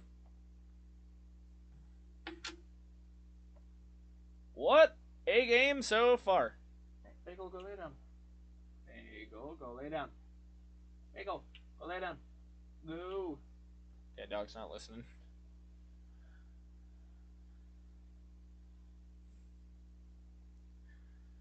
Alrighty, that took a little long to actually get to the playing of the game. Okay, Bagel, go lay down. Here we go, 7:44 to go on the clock. It's going to be Washington in a pistol set that turns into a gun set. Running back to his right, it's going to be a keeper by Daniels on a little bit of a read option. Dancing around a little bit and gets dragged down after a gain of 3. Daniels got dancing a little bit there in the backfield and unable to find a whole lot going. It really seems like Detroit's kind of keyed in on this quarterback rushing game and keeping Jaden Daniels contained for this one. Daniels hasn't really been able to find any running room himself. If Washington wants to run the ball, they're just going to have to run the ball. Here we go, 2-by-1 set here. 2 guys on the left side of the formation. Running back on the right now for Daniels. Daniels takes a snap, drops back to throw, gets set, and he's going to let one go to the right side. He's got Brown for a first down. He gets wrapped down at the 40. And that'll keep Washington going. Pickup of 9 on that one. Yawn. Unfortunate. Ugh. Pistol set now. 3 receivers on the left side for Jaden Daniels. Running back directly behind him. Now going to motion to his left, turn it into a shotgun formation. Daniels gets set. Gonna throw it. It's a screen to the left side over to Terry McLaurin, who ducks through a couple of tacklers, and McLaurin down to the 30, 25, 20, 15, 10, 5. Touchdown, Washington. Terry McLaurin squeezes through 2 guys and turns on the Jets. And that is a quick way to respond to a Detroit touchdown. What a play! Gets 2 good enough blocks on his left and his right side, able to squeeze through the middle. Kirby Joseph unable to bring him down. And able to score is Terry McLaurin. The screen game for Washington right now definitely working. McLaurin, the workhorse out of it. Kirby Joseph, like I said, unable to bring him down, unable to chase him down. 59-yard screen, extra point is up and good. 17-14 Washington. That is a quick way to respond after a really good Detroit drive. And for now, Washington will keep the lead. Washington will keep the lead here. We're able to regain it, shall I say, from Detroit. Man. Hey, if we got anyone watching, let's try and get another like or 2 on the stream. It really helps get me out to more people. Give me a little more exposure. I do enjoy doing NFL game calls. I probably need to diversify a little bit and do just more regular games, not just Broncos games. Of course, there are no more Broncos games, so I can't call those anymore, sadly. Oh, man.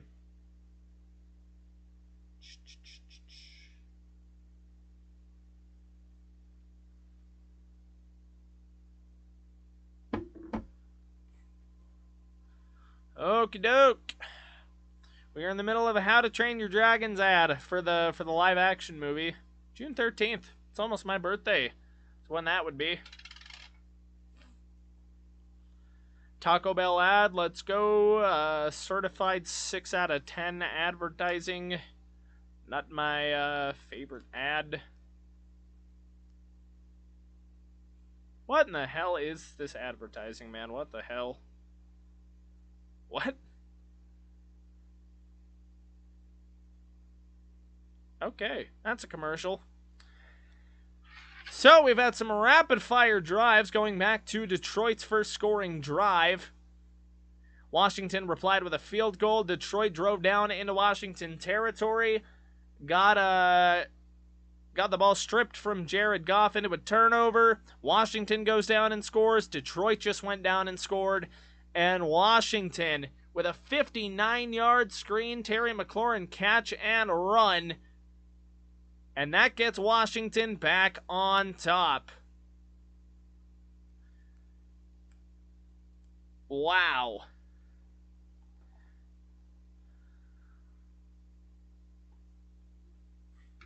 Just an absolutely ridiculous play right there. So that's going to lead us back into game time here. We are out of commercial break. And already, 3 lead changes, 432 yards between both teams. And I think we're getting the barn burner that Casey and I were talking about to start things out. There's the kick by Gonzalez, and that will be returnable by Detroit. Going to get down to the 15-20, trying to roll over to the right side. Finds no room and gets tackled down at the 22-yard line. So Detroit going to have to go a little ways here to punch this thing into the end zone and try to reply to that Washington score. Got a little bit of ground to make up now. Like we said, just to recap for anyone who didn't see it, we've had a couple of lead changes. Washington coming off a 59-yard touchdown, screen catch and run by Terry McLaurin. Goff going to be in the gun here. Gibbs to his left side. He's got 2 receivers on the right side of the formation, and we might have a false start on that one. Goff trying to get a guy to jump. And he gets his own guy to jump. It's a false start on Sam Laporta. And that'll back him up 5, so it'll be 1st and 15 now from their 17-yard line. It's been a good game for both offenses so far. Both of them, Washington up to 243 yards, Detroit to 189. Both teams within 3 minutes on time of possession, and this is the answering possession for Detroit. 1st and 15, it's going to be a run to the right side for Jahmyr Gibbs, who's looking for anything and only able to fall forward for 2. Unable to find any room working to the left or working to the right side. Detroit just trying to get a little bit of that penalty back, unable to really do so. And that's going to leave them in a 2nd and 13, 2nd and 14 now. So let's see how they respond. We are under 6 minutes to go here in the second quarter. 5:45 on the clock. It's going to be an empty set for Jared Goff. A little bit bunched in there for him. Takes a snap. Jared Goff drop back. A little bit of a deep drop. Pressure getting in. He's able to stand in, and it's intercepted. Down to the 25, to the 20. Breaks the tackle. Down to the 10, to the 5. Touchdown, Washington! A playoff pick 6. Jared Goff airmails a receiver who was sitting in the Bermuda Triangle, picked off by number 20 of Washington, and returned all the way home. Wow. Looking for Tim Patrick there in just the middle of the Bermuda Triangle, and blocks were able to get set up, and that was an easy touchdown there. Didn't have to go super far relative to some pick sixes that I have seen. So that is a massive turn of events, and that is going to make it a 10-point ball game that the Lions are going to have to dig back out of. What a sequence! What a sequence. You get the 59-yard screen touchdown there from Terry McLaurin, and then just a monumental shift on the pick six, and that puts the Lions now down 10 at home. It's like I said earlier, they've got all the pressure on them right now. At this point, we are sitting in an ocean PSI pressure cooker right now. Like bottom of the ocean pressure right now. Goff with a pick six, massive pick six. They had a penalty on the first play of the drive, knocked them back 5. First down run went nowhere, and then the pick six on second. So Lions gonna have to dig out of a hole with that one. I guess it is technically Washington ball now. That's going to be up to Goff and the boys to reset short memory and find anything worth of note on this next drive that isn't negative. It's like I was saying earlier, like the pressure is going to be high for a lot of these teams because KC right now trying to three-peat, Buffalo trying to capitalize on what seems to be a weaker Kansas City team this season, Baltimore trying to break through narratives, Detroit trying to get to their first and win it because this is the best team they'll likely ever have. You got Philly kind of rebounding here as well. Like we are. This is the playoffs of all time, man. I'll tell you what. What do we got? All right. Just checking the analytics and stuff.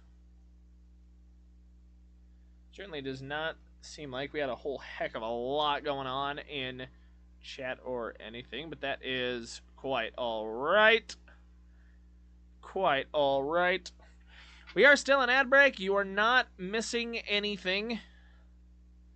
Still in commercial break, not missing a thing. Good old Tubi ad. That is interesting. Not what I was expecting. Dion on a talk show on Tubi. That's interesting. So Jared Goff got licked on a block, and they're walking him to the locker room. Or at least to the... They're taking Goff to the blue tent. They are taking Jared Goff to the blue tent. No, they're taking him to the locker room.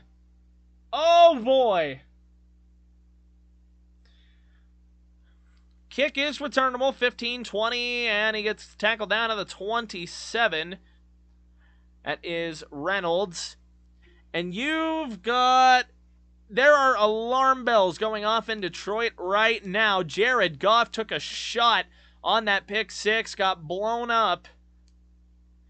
And now it's going to be up to Hendon Hooker. It wasn't called for a penalty or anything. There was some helmet-to-helmet contact. So here we go. Or is this Teddy? Teddy Bridgewater is in a playoff game. It's going to be under center. We got a flag as he was trying to hand off to Gibbs. And that's going to be another false start to start this drive. Teddy Bridgewater. Teddy Bridgewater signed fresh after being a coach all season. Goff in the blue tent right now. So Teddy's going to have to try and steer Detroit here to anything on this drive. What a turn of events. Bridgewater going to be under center here. He's got two receivers on the left or on the right side. Now Amon-Ra joins the left side. It'll be a handoff to Jahmyr Gibbs up the middle. Jahmyr Gibbs turns on the Jets and he will tumble forward for what should be close to a first down. What could possibly be a first down on 1st and 15. After a bad false start, once again, let me reiterate, Teddy Bridgewater is now in an NFL playoff game because Jared Goff is in the tent. From the gun, Bridgewater going to throw, drops back, sets, and he's got a guy for a first down. It's going to be Gibbs out of the backfield. We have Teddy Bridgewater football. Cracks a little smile right there. Listening in for the play. So if Jared Goff is out with a concussion, it's Teddy time. Goff has got his helmet on, so we'll have to see what comes of that. Yeah, we got Goff on the sideline now. They're going to let Teddy have this play, and then we could see Goff come back in. It's going to be I set here, strong left. Bridgewater, a really delayed handoff, and he flips it to J-Mo. J-Mo going left side, gets a few blocks, 50, 45, 40, 35, 30, 25 down to the 20, and that is going to be a sweeping touchdown on a reverse.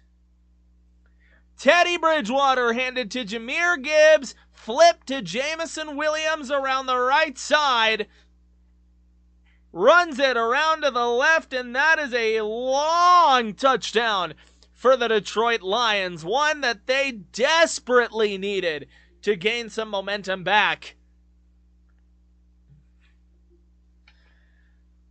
Even when the Lions, with their back against the wall, backup quarterback in the game, and still able to reach into the bag and pull out some magical bullshit to make things work. I put the 21 a little preemptively, but the PAT was good, so don't worry about that.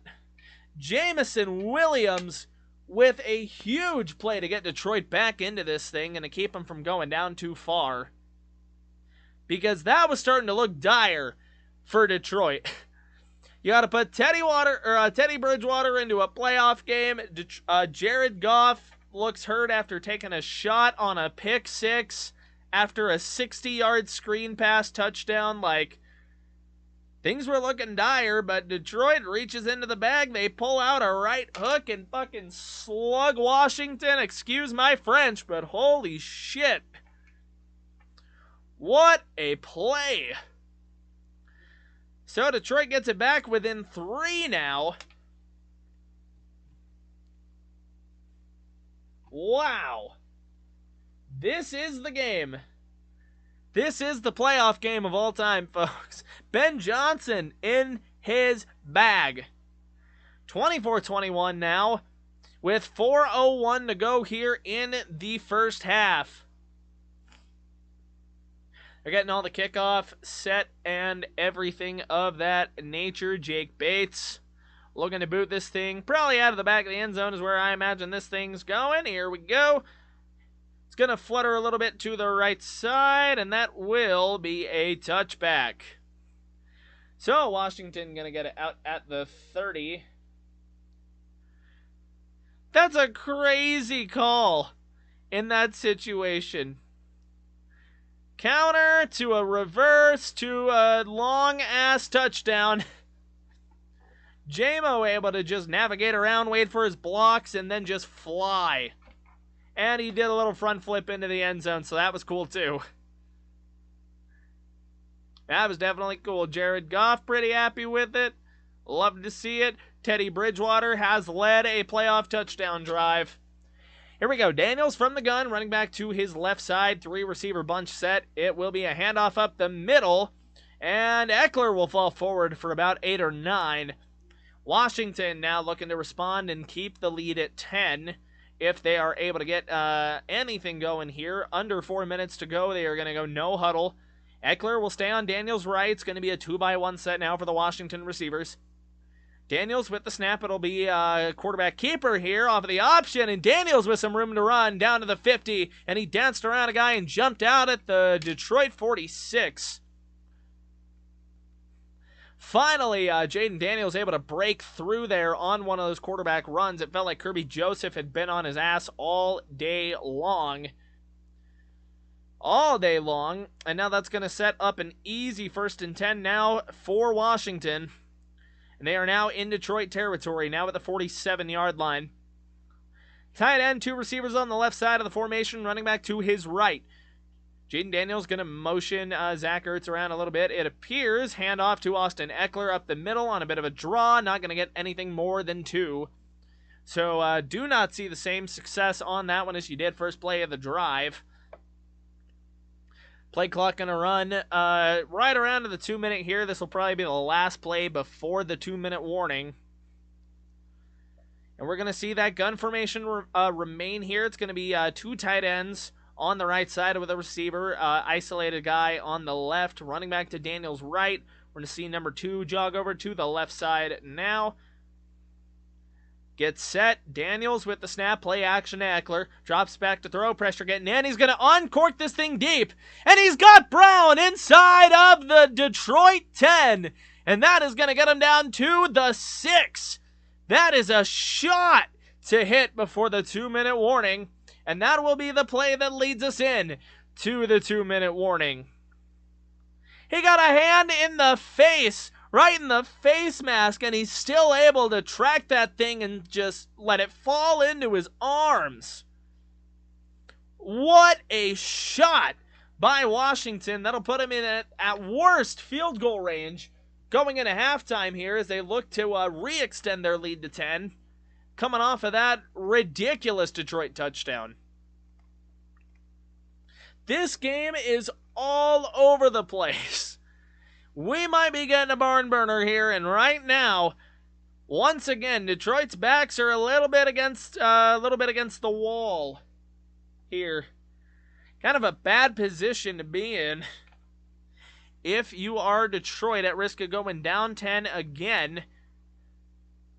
Wouldn't be a risk of going down 10 if you didn't throw the pick 6, but it is what it is. Detroit's defense now looking to man a goal line stand here. They almost had one earlier until a defensive pass interference stopped them in the mud.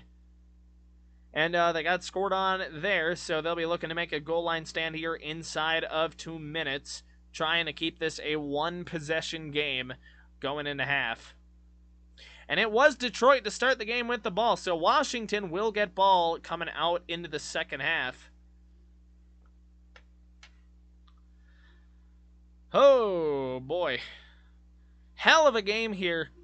This series of plays right here inside of 2 minutes could really determine the outcome of this game, because Washington gets ball coming out of half. So if Detroit is unable to stop them here, it's going to be bad. They are going to be in dire straits going into the second half, because their defense has not been up to the occasion so far today. At least not for the last couple of drives. They have been getting bombed. And that's just another example right there. They had the screen that hit.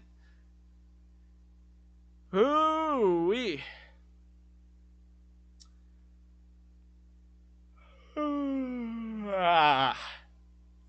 Just an absolutely ridiculous pendulum swing this game has been.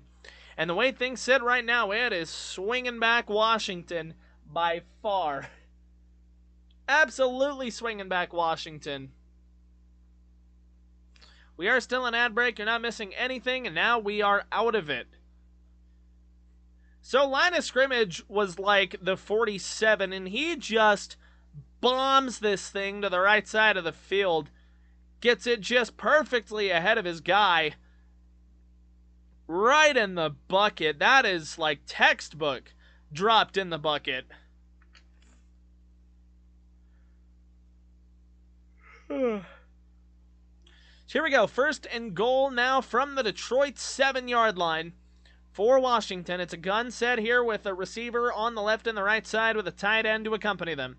Running back to Daniels' left. It'll be a snap, and it'll be a quarterback keeper here on a read, able to fall forward and gain 2 yards to get him a little bit closer. One of the many Daniels options that have not broke for much this game. Danced around in the backfield a little bit and unable to find anything. We're going to see a Detroit timeout here. They're going to try and get the ball back no matter the outcome of this drive. Washington trying to punch this thing across and make this another 10-point lead as it was previously. Like I was saying, Detroit's backs right now are absolutely against the wall. Bad position here if you go down 10 going into half. And oh boy. Second and goal, it's going to be 2 guys up on left side of the formation. Running back to his right. We're going to have a tight end motion into the formation a little bit more. Play action for Daniels. Now he's going to roll to his right. He's going to loft it out of the corner. And that'll set up a 3rd and goal. So once again, this Detroit defense putting up a fight here inside of the 5. and trying to hold Washington out of the end zone with everything they've got. Washington trying to fight back into the end zone here. Oh, and extend this to a 10-point lead. Sorry, it is almost my bedtime usually. 1:49 to go on the clock. Detroit able to save a timeout there with that incompletion. It's going to be a tight end, 2 receivers on the left side, isolated receiver on the right, running back to Daniels' right. Takes a snap, Daniels from the gun. Daniels, he's got a man in the end zone. Touchdown, Washington, Zach Ertz. And that will re-extend this Washington lead to 9 pending the extra point. Just found his man over on the left side. Daniels able to find a nice little quick pitch and catch. He had Ertz starting out on a motion there. Just ran a little bit of a C route or a motion route or an angle route going inside. And that is beautiful play design. Great throw from Daniels. Good catch by Ertz. Here we go for the extra point. Kick is up and kick is good. So Washington will regain that 10-point lead that they got off of the pick 6. And now Detroit, with 2 timeouts, they're going to have 1:46 to go down and try and find a score of their own. Are going to have Jared Goff back into the game, but right now, even minus the pick 6, I mean, this Lions defense not playing great. They've let a 59-yard screen pass them by, getting blocked, missing tackles. Their DBs are getting torched a little bit. It has not been a good first half for Detroit. And then you compound that pick 6 on it, and it is just not doing any better for them, man. It is not making it any better.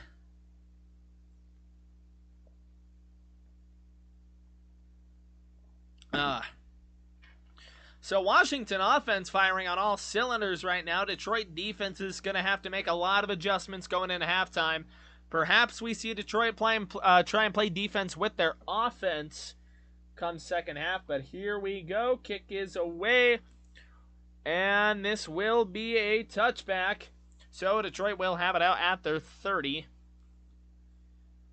So the first touchback from Washington that I can think of so far this game.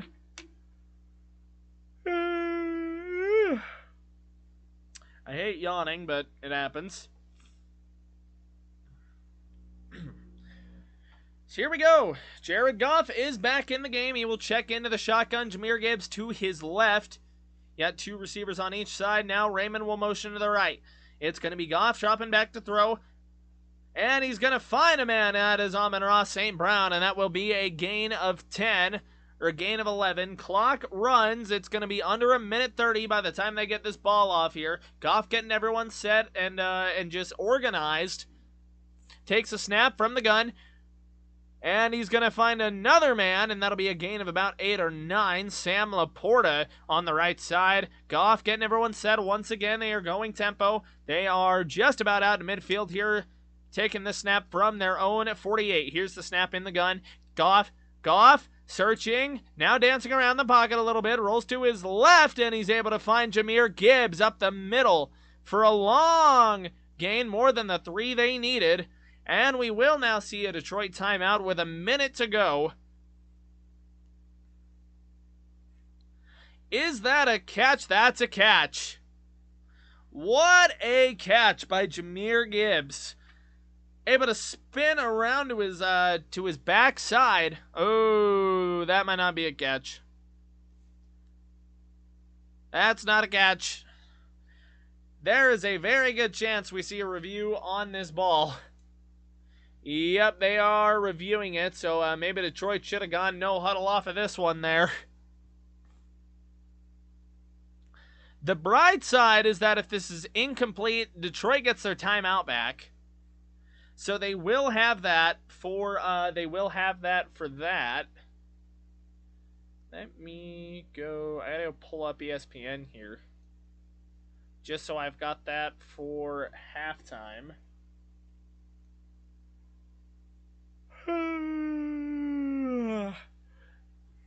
Yeah, just so we got that for halftime there.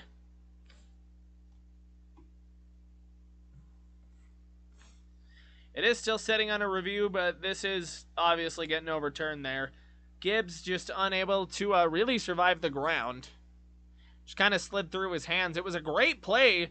Gibbs was almost able to hang on to that thing while like rotating the other way. Goff was kind of rolling onto his back foot there as he heaved that thing.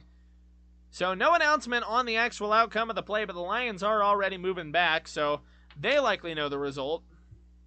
Lions are going to get their timeout back, though, here, and the clock will reset to a little more time. It is incomplete. Detroit gets their timeout back. And game clock is now 1:04. Ron Tolbert's voice is shot. Dude needs a cough drop or some shit. That guy absolutely needs a cough drop. It is going to be 3rd and 3 now for Detroit as clock's going to drop below 1 minute on this play. They've got 2 timeouts to go, so the whole field is available here for Jared Goff. And he will take this from the gun. He's going to have Jahmyr Gibbs to his right side in the backfield. It will be a handoff to Gibbs going up the middle, and Gibbs gets a first down and more. Going to get down to the 41-yard line, and we'll see what Detroit does. It appears they're going to go tempo. Not going to call a timeout yet. They still got 2 of them. We're going to be down to 50 seconds as they get set here. Goff pointing out something. Here we go. Takes a snap in the gun. Drops back. Deep drop back to the 50. Ball's going to get batted. Looking for Jahmyr Gibbs on. Looking to the left side here. Stops the clock for Detroit. So glorified spike basically. It was batted down at the line. Well, batted and then it fluttered for about 2 yards and then dropped down right in front of Jahmyr Gibbs, running what looked like a little flat route, drag route, something in that vein. 2nd and 10, you're going to have Goff still in the gun, 2 receivers on the left side, running back to his right, that is going to be Jahmyr Gibbs in that. Here we go, takes a snap. Pocket forms. He's able to find a man on the right side. That is Jahmyr Gibbs coming over the middle, and we will likely see another Detroit touchdown right there, and they do take it with 34 seconds to go. Trying to make this a 1-score game going into halftime. Like we said, Washington will get ball coming out of halftime. So Detroit absolutely needs to get a score of some kind out of this to make it a 1-score game.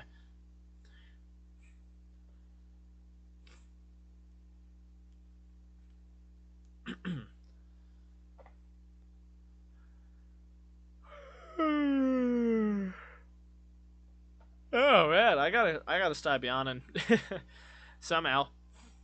35 seconds to go. 1st and 10 now for Detroit.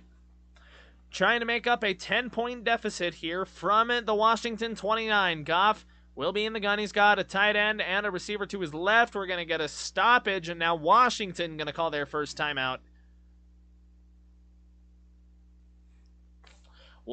Yep, Washington now with that first timeout. 35 seconds to go still. Detroit took a timeout to stop the clock. Washington will stop it, likely to readjust something on defense. Probably got a matchup they didn't like or just something they didn't like. Ooh.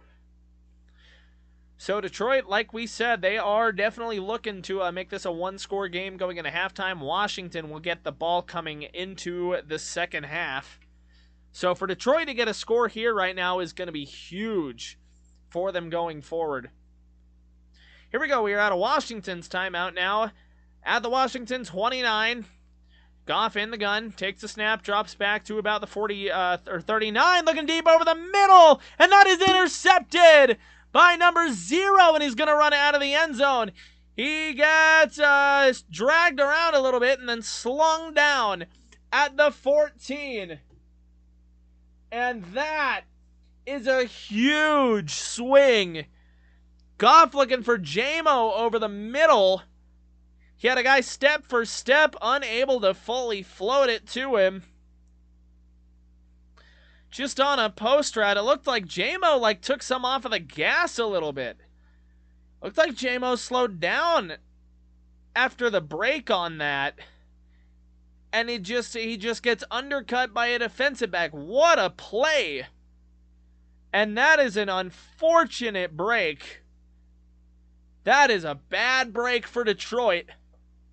And we're going to see Washington just kneel this thing into halftime, and they will go in with a 10-point lead and every single bit of momentum that you could possibly ask for. Oh, wow, ladies and gentlemen. That is rough. That's a bad deal for Detroit. Oh, man. So here we go. We got some halftime numbers now for everybody. We got a 31-21 game here at halftime. We are looking at Jaden Daniels having a masterful first half. 14-21, 242 yards, 2 touchdowns, no interceptions. Running game right now seems to be working okay for him. Brian Robinson, 5-35 with a score. You got Jaden Daniels, 8 for 29. Eckler's only 3 for 6. He has not had the best game on the ground right now. They got 70 yards as a team, and they are just almost scratching 4 yards a carry at 3.9. Receiving is where we start having some fun. Diami Brown, 4 catches, 96 yards with a long of 42. Terry McLaurin, 3 for 75 with a long of 58. You've got Austin Eckler, 2 for 28. Jamison Crowder, 2 for 25. Zach Ertz, 3 for 18. Just an absolutely ridiculous effort, by this Washington offense. I mean, they are playing lights out, balls to the wall. Nothing can stop them the way things sit right now.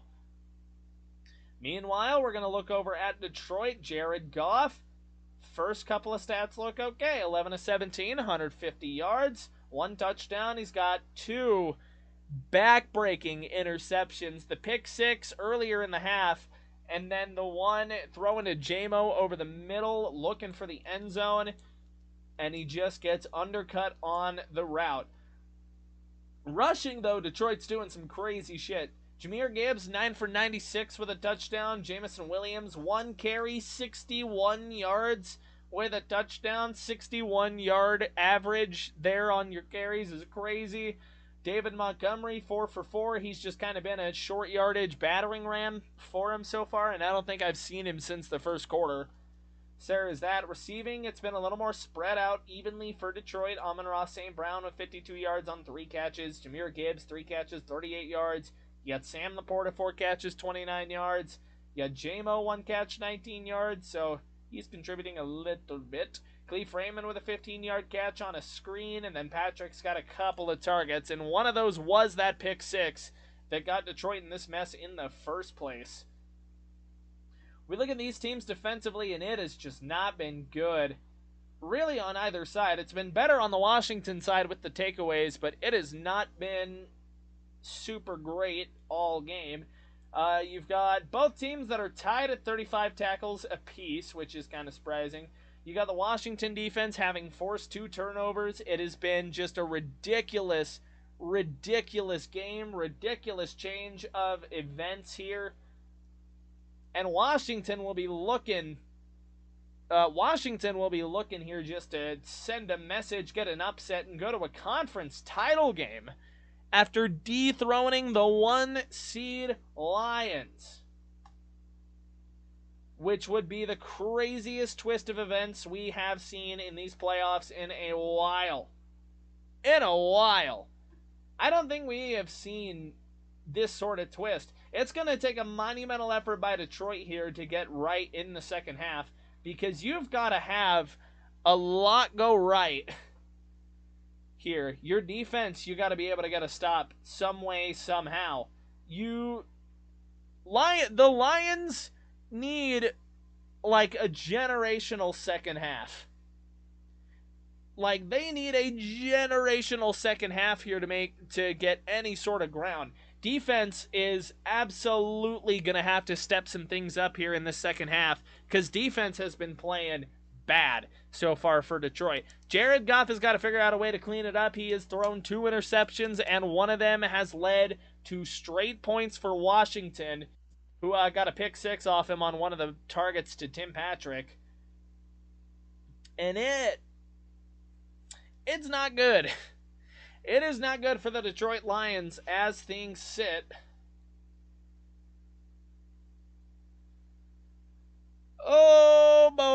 Okay, folks. Anyways, Washington. Washington needs to keep running the ball well with Brian Robinson. They might need to find a way here to kind of get Austin Eckler going just to keep things fresh. Looks like I might be going in participating in a Grossi raid.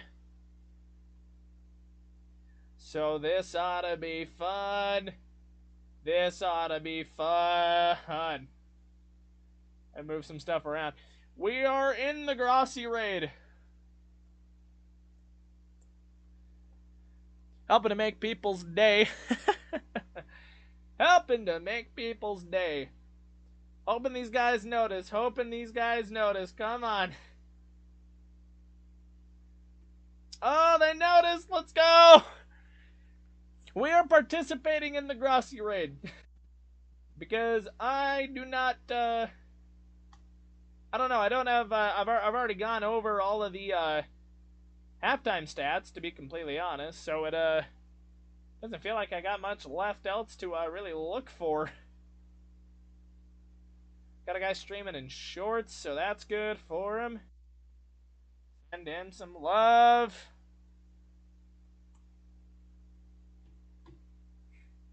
He's loving it, so that's cool. Helping people out.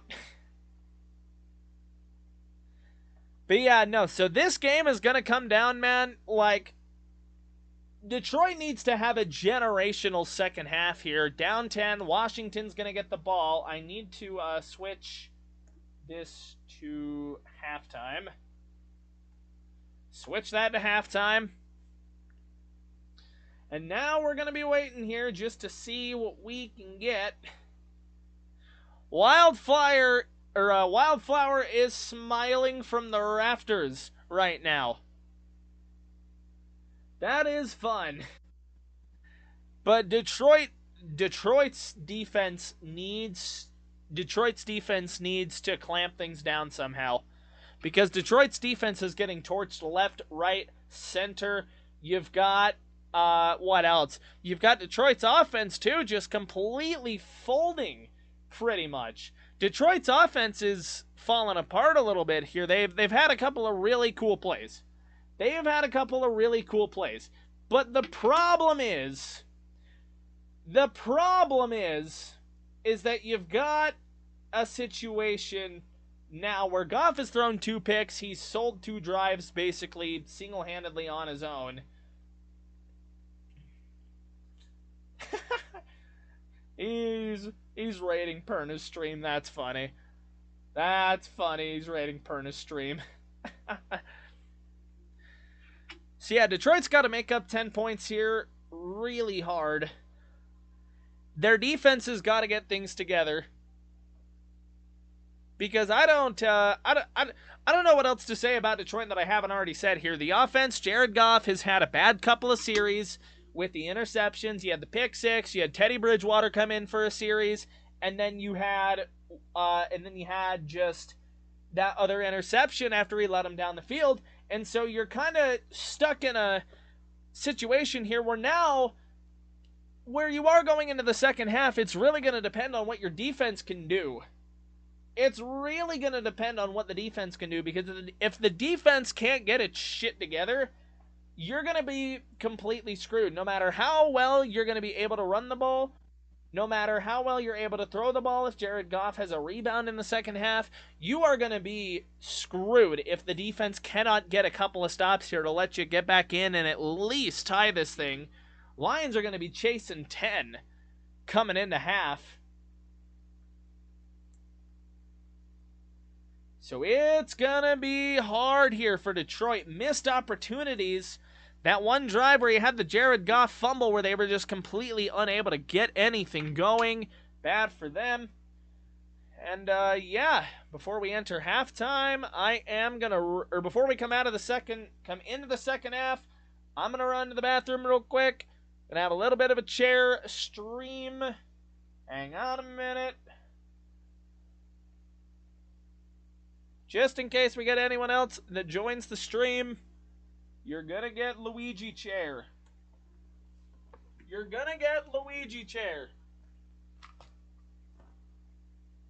Best I can do. You got Luigi chair.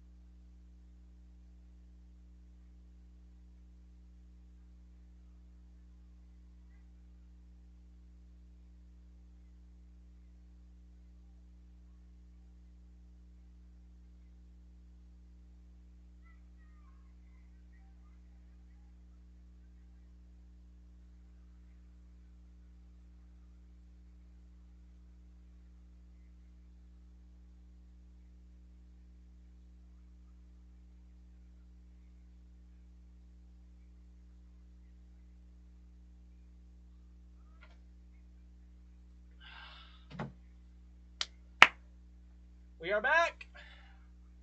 We are back. It appears the game should be back here in about 2 seconds. In about 2 seconds. Lions are going to need Jared Goff to clutch up. They're going to need the defense to find a couple of stops for them there. Otherwise, they are going to be in absolutely dire straits. They will be in dire straits. I might need to close the window, actually. It's kind of getting cold in here now. My room is bipolar as shit.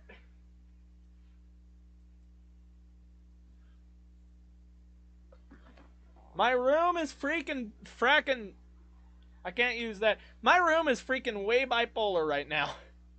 It'll be cold, and then it'll be hot. If I close the window, it gets hot, and then it gets super cold if I open the window because it's cold where I live.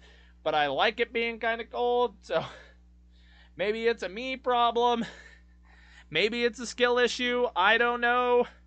Hey, we're up to 3 likes, though. That's a vibe. Let's go. Let's go. We have hit 3 likes. Accomplishment. Doo-doo. Feeling good. Feeling good. I just might need to, like, tweak the thumbnails or something for my streams because they kind of seem a little generic, maybe. Like, I don't know. That'll be something I think about next stream because I'm probably going to stream a little bit tomorrow as well. Might end up calling the games tomorrow as well. We'll have to get a little more traffic in. But we still got a whole half of football to go, so can't give up hope yet. We are up to 102 views, so that is nice. We got a couple people in here as well, so thank you for checking my stream out. Hope you're all having a good night. Hope playoff football is treating you well. I think we're going to crack me a bargain bin Dr. Pepper. Well, nah. Probably don't need one. Probably just need more water. Probably should have grabbed more water when I went and took a bathroom break at halftime, but it is what it is. Here we go. We are going to come back into the game. Second half action coming at you. And it's going to... So the keys to this second half right now, Detroit's defense needs to find a way to step up here because they are getting carved up. On the other side of the ball for the Lions, Jared Goff needs to find a way to get his shit together. 2 interceptions. I can't tell if he underthrew or over or did something, or if J-Mo did something on that last interception there to end the half. Pick 6, he just sailed a guy. So Lions got to clean up turnovers, and Detroit needs to lean on this running game right now because Jahmyr Gibbs is the hottest thing on the planet on that Detroit offense. And so with that being the case, we are about to kick. How do the Commanders hang on? The Commanders right now are playing really well. They've got the short run. They got the short game working really well. They got the deep game working. Jaden Daniels is throwing absolute dimes as things sit. I think you'd like to see him run the ball a little better if they're trying to ice this thing out. The defense has forced 3 turnovers. You might get another one if you can kind of key in on something, Jared Goff is doing or whatever. So the key is just keep doing what you're doing, really, if you're Washington. But if you really want something to key in on, you need to hem in the run defense a little bit because Jahmyr Gibbs is absolutely carving your shit up. Carving your shit up. It's the first game with 600 plus total yards in the first half since Super Bowl 52, since the Nick Foles Big Dick game. So here we go. Ball is on the tee. Whistle has been blown. My shit's tweaking. Okay, we're back. Here we go. Jake Bates got everything set, and we are back with second half action here on Crushing It. That is going to be a touchback, and Washington will come out nursing a 10-point lead. They were up 3 when they got the pick 6 there on Jared Goff. He sailed past to Tim Patrick. So now this Detroit defense is going to have to find a way to stand here. Terry McLaurin with a 59-yard touchdown that they weren't able to get a tackler on. It was just bad for them. That first half was bad defensively. The defense allowed 24. So here we go. It's a bit of a loaded gun formation here. Oh, come on. Go away. Okay, well, I entirely missed that play, but they converted they got another first down because my voice finger on my iPad thought it heard me say it. First and 10 now for Washington, nearing Detroit territory at their 44. It's going to be Daniels in the gun, going to keeper it here, and he will get tackled in the backfield. That is Brian Branch, who just flew in like a nuclear missile and blew that thing up. Flew in from the opposite side of the play side and just blew that whole thing up. Kingsbury going to have to find a way to get this offense to move a little more. I don't think Washington's ran the ball particularly well. So if there is one thing you want to see him do, it is that. Split formation a little bit in the gun here. He's got an up man to his right. Daniels with a back to his left. Now we're going to see Ertz motion over to the left side. It's a play action there. Under pressure. Jaden Daniels able to navigate out of it, but he will be caught from behind. And that'll be a gain of 1. Amazing he doesn't get sacked there. Able to scamper forward there and fall forward for a yard. That's going to be a big third down here to start this second half. 3rd and 11 now for Washington. Coming off a loss and then an almost huge loss. And now you're going to have 3rd and 11. Clock is going to tick, under 13 minutes to go. Daniels from an empty set. Takes the snap. We got a flag down. Looking for a man and unable to find Diami Brown. Looking for him over the middle. Past the sticks. What is the flag? Daniels? It was an illegal shift on offense. That's going to get declined. That'll be 4th and 11. So Detroit, after giving up a first down, they are able to get off of the field to get their offense back out here. Aaron Glenn looks pretty pumped about that. So it's going to be up to this offense now to help them out. Being snapped from their own 44. It's the first Washington punt tonight, if you can believe it. There is the snap, and the punt is away, and that will be, what do we got? They're going to let it bounce, and that takes a marvelous bounce, and that'll be put down inside of the 10. So Detroit will have the ball, but they are going to be pinned way back in their own territory when they come back from commercial break. But the Lions will get the ball back. They will get the ball back. Oh boy. Yep. Lions defense able to get a stop, able to put together a defensive stop. Aaron Glenn able to get his guys to rebound.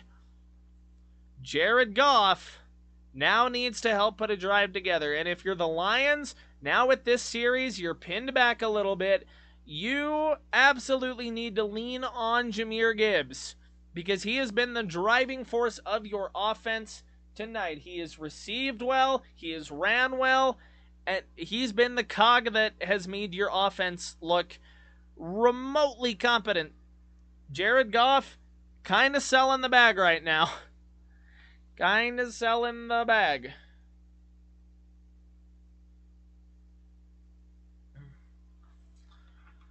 We are still in ad break, so you're not missing anything.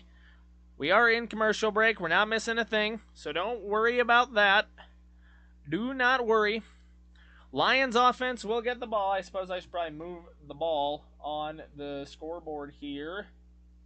It is Detroit ball. They're going to have it inside of their own 10-yard line. Bad first half for them. There was some good. There was some bad. They had a cool reverse touchdown to J-Mo. They had a nice couple of drives, really, from Jahmyr Gibbs. But Jared Goff with a pick six and then a pick to end the half that was in the end zone looking for Jameson Williams. And that has them down 10. Defense got them a stop. And now it's going to be up to them to capitalize. It's like I was just saying. If you're Detroit, you got to lean on Gibbs. Gibbs has been what has made your offense work all damn game. All game.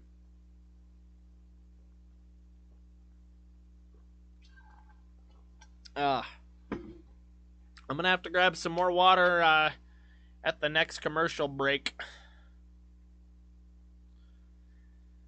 Oh, boy. Here we go. Goff and the offense now. It's going to be Goff under center. Amon-Ra going to bunch in a little bit here on the right. Now he's going to motion over to the left. Goff, it'll be a handoff to Montgomery, who bounces off a tackle, and he's going to get outside. Montgomery able to fight forward, and he barely gets a first down. It was a run that was originally going up the middle before he's just able to bounce outside and somehow able to fight through tackles and get a first down. And that was not a good blocking job on that one either, but now they've got a little bit of room. I'm surprised Montgomery got the carry there. So here we go. He's still going to be under center. Amon-Ra to the right side. It will be a play action there to Monty. Goff just dirts it, looking for Sam Laporta. A little bit of a sidearm throw. It was a slow developing bootleg rollout sort of thing. It goes incomplete. Lions are going to have it 2nd and 10 now.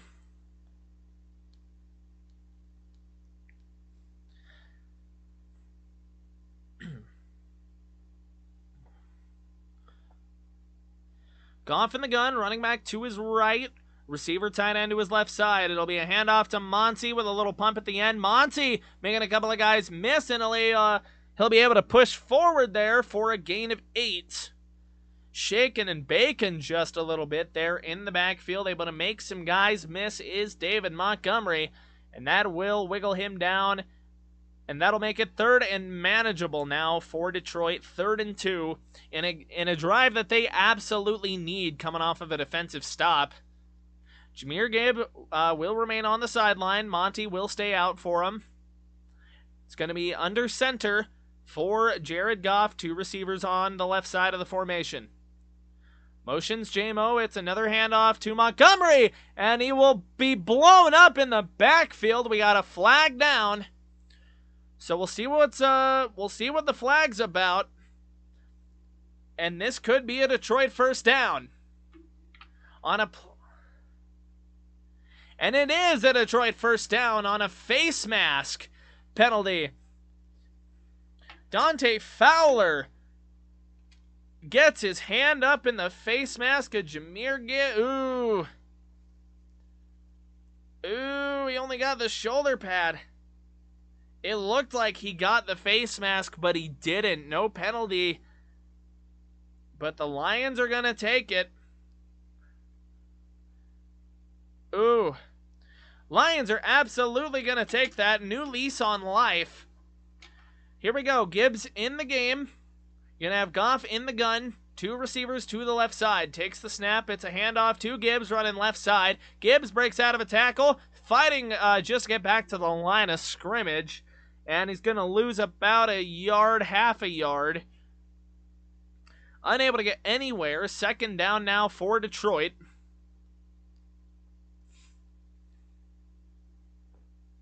Oh, the announcer just butchered something. Given the Sonic and Knuckles name, and then he said Nintendo. My man, they are not Nintendo. Anyways, 2nd and 11 now for Detroit. Goff under center. Goff, it'll be another handoff going right side to Gibbs. And Gibbs will go for no gain once again. It appears they're keyed in there on Jahmyr Gibbs. And Gibbs unable to find any room. -1 yards on the last couple of carries there for him. Lost one on the last one. Just fought, trying to get back to the line of scrimmage. He'll gain that yard back. It'll be a 3rd and 10 for Detroit after the face mask that gave him a new lease on life. It'll be from their 43-yard line. Goff, it's going to be an empty set for him. Laporta motions out left. Goff back to throw. Goff looking, finds Amon-Ra over the middle, and Amon-Ra will get into Washington territory inside of the 40-yard line, and that is a massive first down for Detroit.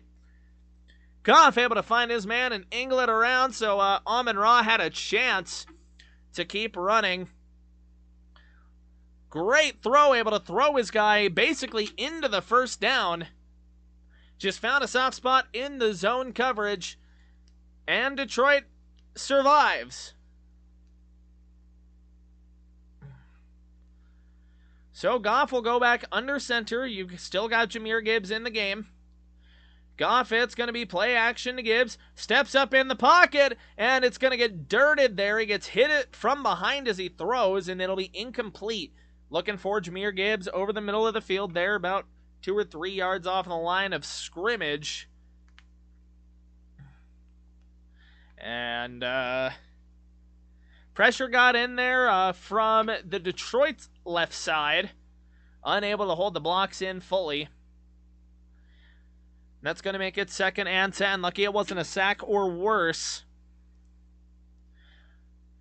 From the Washington 38, Goff in the gun.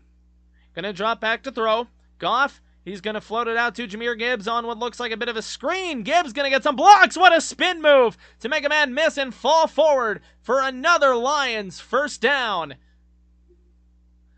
And that will ensure they survive for a few more plays. Able to just toss it out over to Gibbs on a design pass. Or what could have just been a check down there. And, man, Lions are moving right now. It's been a little slow. They have a little bit of an asterisk on that face mask call because it wasn't a face mask. But they are making it work. Goff in the gun, 2 receivers on the left side of the formation. Goff going to take the snap. It'll be a pitch, and then another pitch up forward. Amon-Ra St. Brown is going to plow his way inside of the 10, down to the 7. It was a pitch out to Gibbs, and then a shovel forward to Amon-Ra. What a ridiculous play. Just pitched it out to Montgomery, and then he shovels it to St. Brown. And St. Brown, I think if he had waited, he might have been able to get another couple of yards to let JMO block for him, but he doesn't. Plows through a guy, and now they're inside of the 10. From the Washington 7, you're going to have Goff under center, Gibbs in the backfield. They got a kill call, play clock down to 4, now 3. Goff gets the snap off, and it'll be a handoff left side to Gibbs. Spins out of a tackle, but he gets popped by Frankie Louvu. Trying to run to the left side, unable to find anything there. And what's going on is this Washington defense is really keying in on a run here for Gibbs. Oh. Gibbs had to spin around. That slowed him down and got him clocked by Louvu. It's a loss of 1. It's now from the 8th. Single back set for Goff. Motion by JMO. To the right side. Goff, it'll be another handoff to Gibbs. Gibbs bursting up the middle, and that is a Detroit touchdown. And just like that, they are right back in this thing. 27-31, pending the extra point. And suddenly, Detroit doesn't look so dead. They got a defensive stop. And then they got this touchdown drive, got some second life off of a face mask penalty that wasn't really a face mask penalty. So we'll hear about that on social media, that is for sure. But here is Bates for the extra point. It is up, and it is good. Detroit able to come in, impose their will with the running game with some well-timed passes, well-designed stuff from Ben Johnson, Jared Goff, and that will lead us into a commercial break. I'm going to go grab some more water because I don't have a pitcher in here. I'm not that cool. Not as cool as Tom. So I will be right back.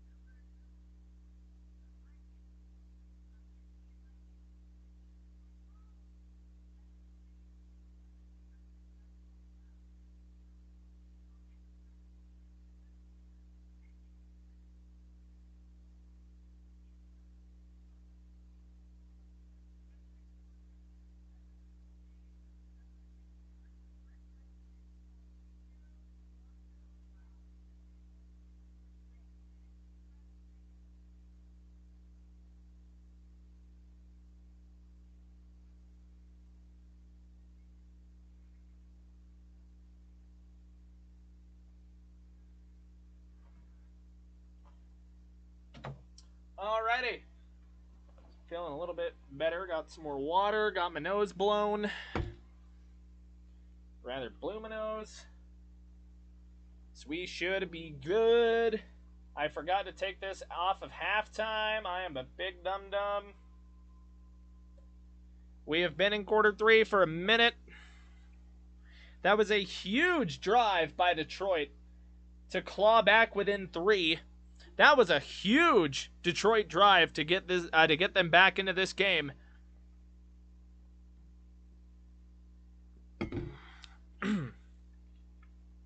So now here, Detroit's defense, it's going to be crucial that they get a stop, but possession will change hands, and it will go to Washington. And that will be a touchback back of the end zone for Washington. They'll have it at the 30. So there was a face mask that wasn't called on the last try, or that was called, that wasn't a face mask, and then there was a personal foul that wasn't called. The broadcast just said. So I don't know, sin for sin, I guess there. Kind of evens out. Detroit able to take advantage of it, and it is now Washington ball trying to answer this Detroit touchdown. Daniels will be in the gun. 87 going to motion, and it's a throw here. Daniels going to roll to his right, looking for any running lane, and he is going to scamper out after a gain of only 1. Little bit of a busted play there for Jaden Daniels in Washington, and this is not the time for them to go into neutral. Aaron Glenn trying to get his defense kind of pieced back together after what was a rough first half on him. It's going to be 2nd and 9. Daniels, they're going to be in the gun like they have been all game long. Running back to his right, it's a 2x2 receiver set.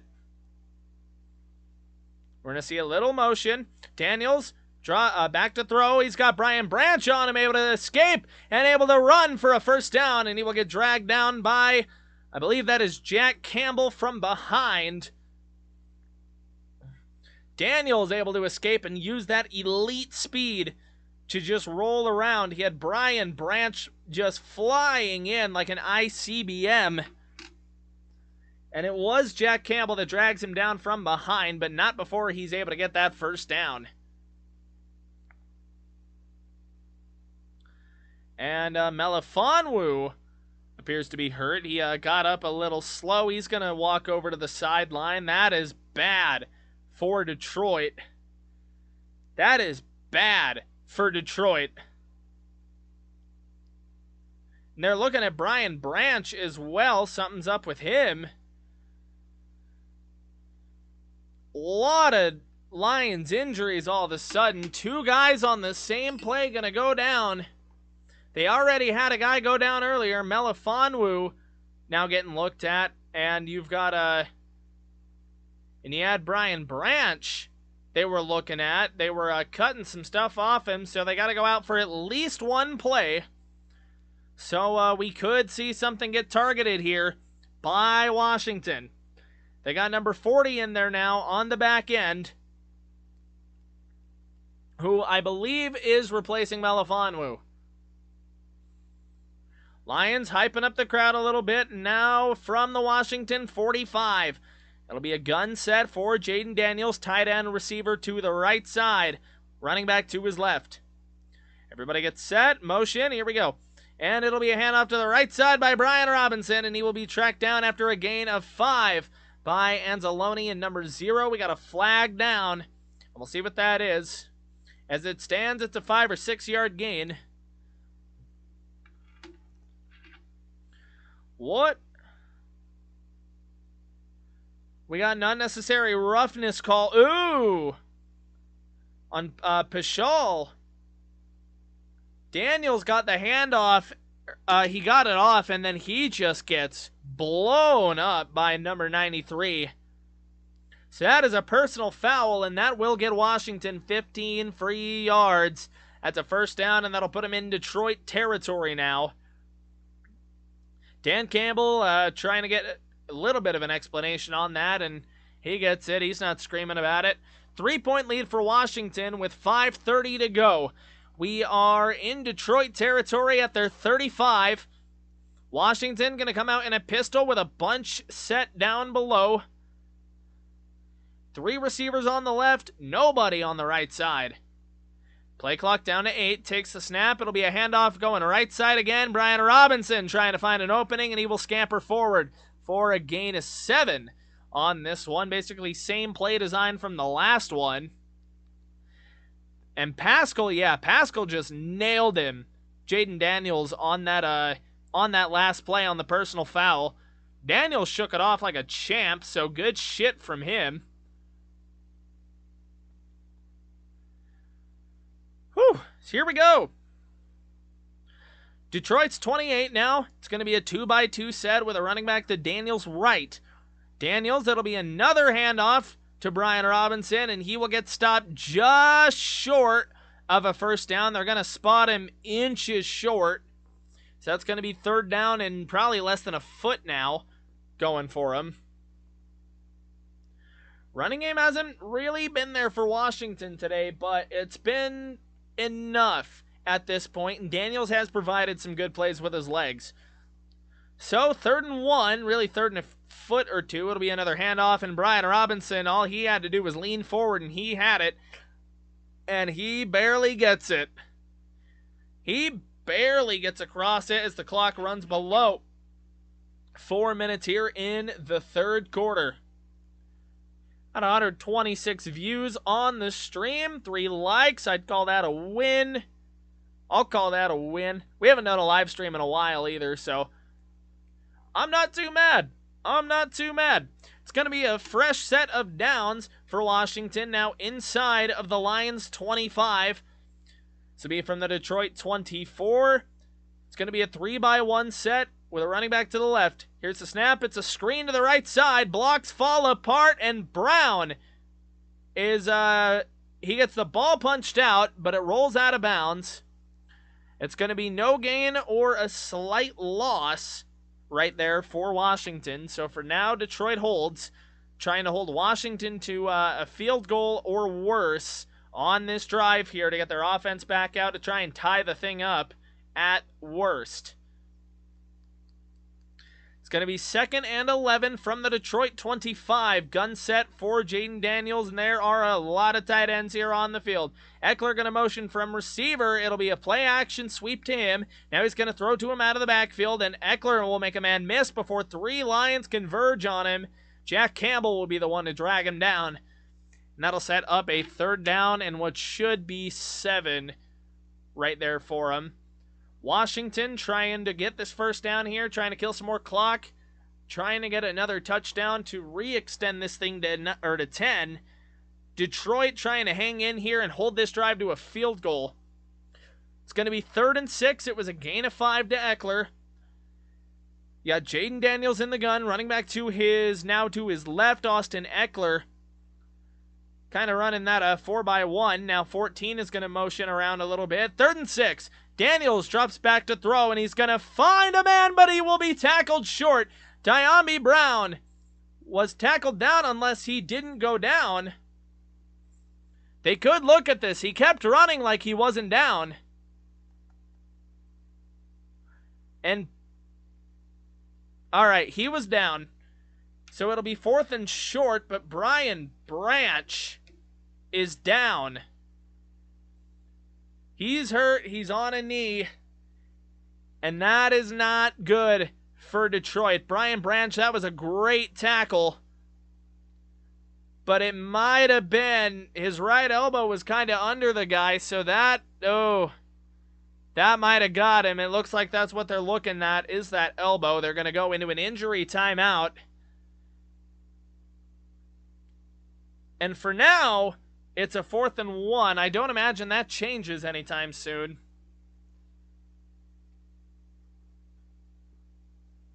Oh, man. Brian Branch is hurt. Brian Branch is hurt. So another Lions defender will go down. That was an issue coming into this, was that they still had injuries along that defense, and it's just been a revolving door on that Lions defense all year long, man.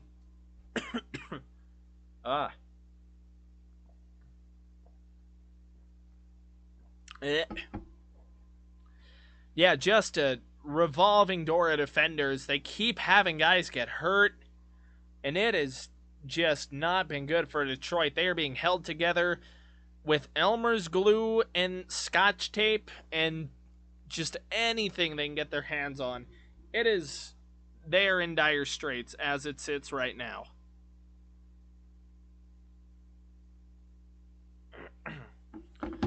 Oh, man. So, once again, Brian Branch down right now for Detroit. It looked like his elbow was a little messed up. It should be 4th and 1 when we come back out of the injury timeout. Should be 4th and 1. Brian Branch made an incredible tackle to keep Dyami Brown from getting that 1st down, because he had room to run, too, if he could have turned the corner, but Brian Branch able to kind of drag him down from behind. Brown didn't think it was down, but his elbow was definitely down, and they probably had a chance to look at it during the break.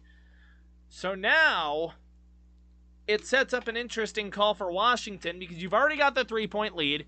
Do you go for it to try and score, or do you take your field goal now, extend your lead a little bit, and hope your defense can hold against a Lions team that just put together a strong drive on their previous possession?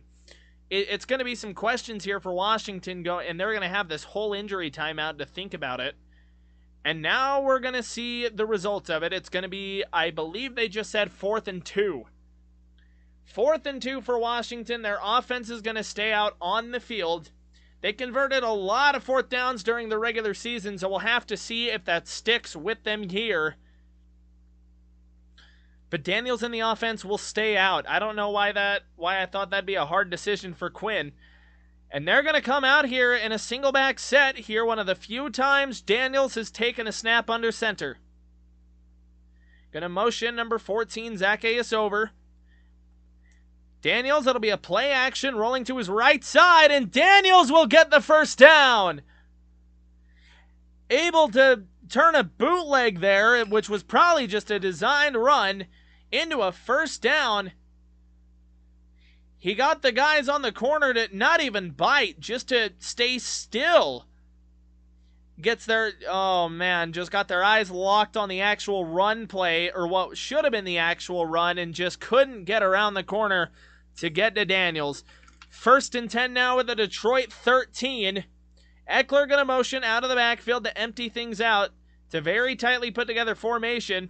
It'll be a flip out to Eckler, a little jet pass, and he will get dragged down from behind after a gain of 6 or 7. It'll set up 2nd and 3 or 4. Now for Washington, they'll be able to run down the third quarter here unless something goes catastrophically wrong, and we could see the final play of the third quarter here in just a moment. It was a gain of 7. That'll be 2nd and 3. Jaden Daniels will come out in the gun. He's going to have Austin Eckler to his left side. 1 receiver on the left side of the formation, a tight end, and 2 receivers on the right. Play clock down to 6. Daniels with the snap. It'll be a handoff to Austin Eckler heading right, and he's not going to get very far. And he's going to be a couple of yards short there. It'll likely be a 3rd and 2. As we sit, we'll see where the spot is. It is 3rd and 2. So Washington, nifty little bootleg to convert a 4th and 2 just a couple of plays ago. They are now in a similar situation. And they are going to run out the third quarter with that one. 31-28 Washington. Detroit's defense looking to hold down the fort and hold Washington to a field goal or less. And we will see how things shake out in the fourth quarter. Actually going to remember to get this set properly this time before opposed to what we did it going into the third. I had the little quarter indicator set at halftime for like half of the third quarter. So that was kind of rough. I stopped paying the best of attentions to stuff. Stop paying the best attention to stuff. But we are in ad break between quarters. You're not missing anything. We got a car commercial now. I'm going to call it There's Dogs. So it's at least a 5 out of 10 for me. And the dogs carry all of the commercial. Fourth quarter. Heartbreak will come for either team. Washington, who has played an outstanding football game and has had an amazing turnaround season. Detroit looking to move on to the conference title game to try and go win a Super Bowl in what could be one of their last window years, potentially. It is going to be incredibly interesting to see how this fourth quarter plays out. Detroit is going to have their backs against the wall to start things out. They'll have Washington. It'll be 3rd and 2 inside of their own 10. Or inside of their 10, excuse me, the Detroit 10. Girlfriend has texted me. Got to check that. Oh. Yeah, they actually banned TikTok. Turns out my girlfriend was trying to get onto it and she couldn't. It just said TikTok wasn't available. So let's get a rest in peace for TikTok, I guess. I haven't used TikTok in months, but let's get a rest in peace for it in chat anyways. But here we are, fourth quarter action from Detroit. We will determine whether or not Detroit stays home or if they move on. And it's going, they can get a huge help for their prospects right here on 3rd and 2. It's going to be a pistol set with 2 receivers to the left side, now morphing into the gun. Daniels with the snap. It'll be a keeper. He's going to toss it over, and Zach Ertz will be tackled short. It was a little RPO. He kept the handoff and tossed it to Ertz, but the defense was there. Ertz unable to turn upfield to make anything happen. And that will make it 4th down. But I'd be shocked if Washington doesn't go for this thing right here. They are going to go for it. 4th and 2. Inside at the Detroit 5. They can convert. at the 3. Play clock down to 3. Nobody set for Washington. And there's a delay of game. We got a delay of game on the most crucial 4th and 2.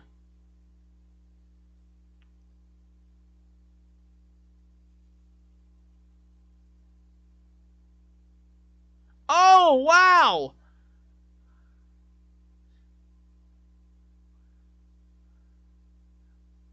Oh, no! Detroit had 12 guys on the field. It's half the distance to the goal, and that is a first down.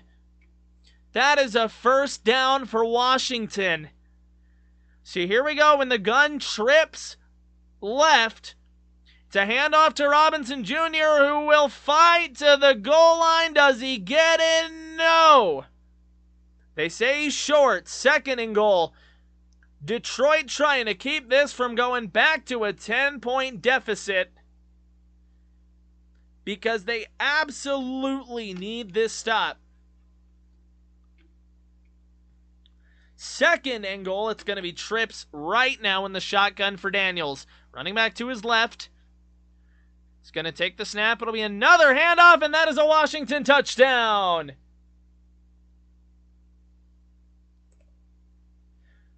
Brian Robinson Jr., the goal line battering ram.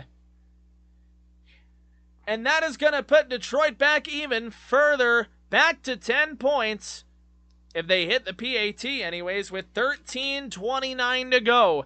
Unable to get the timeout in on the play where they had a 12-man penalty. And that could come back to bite Detroit hard. Extra point is up and good, and it is a 10-point Washington lead. All right, we could be a little late getting back. I'm going to go let my dog out.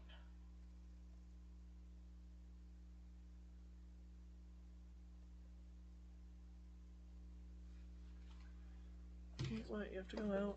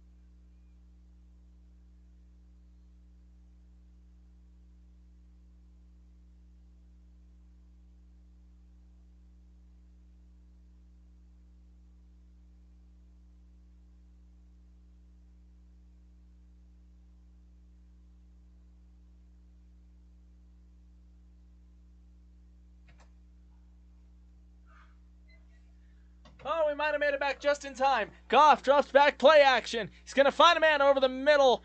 And Patrick breaks a tackle, and he gets forward. We only missed one play. We got back just in time for 2nd and 5. Wasn't able to put my headset on, unfortunately, and I probably missed the opportunity to keep a viewer in here, but man, Patrick able to break a tackle, and that is a huge play for them on 2nd and 5.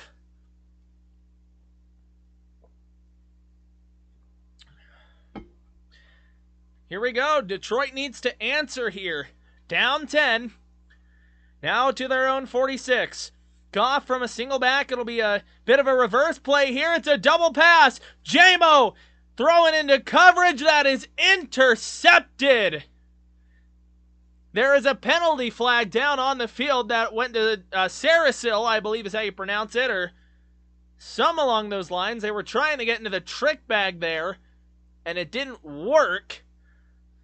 And this penalty could be on Washington, so Detroit might get a second lease on life once again.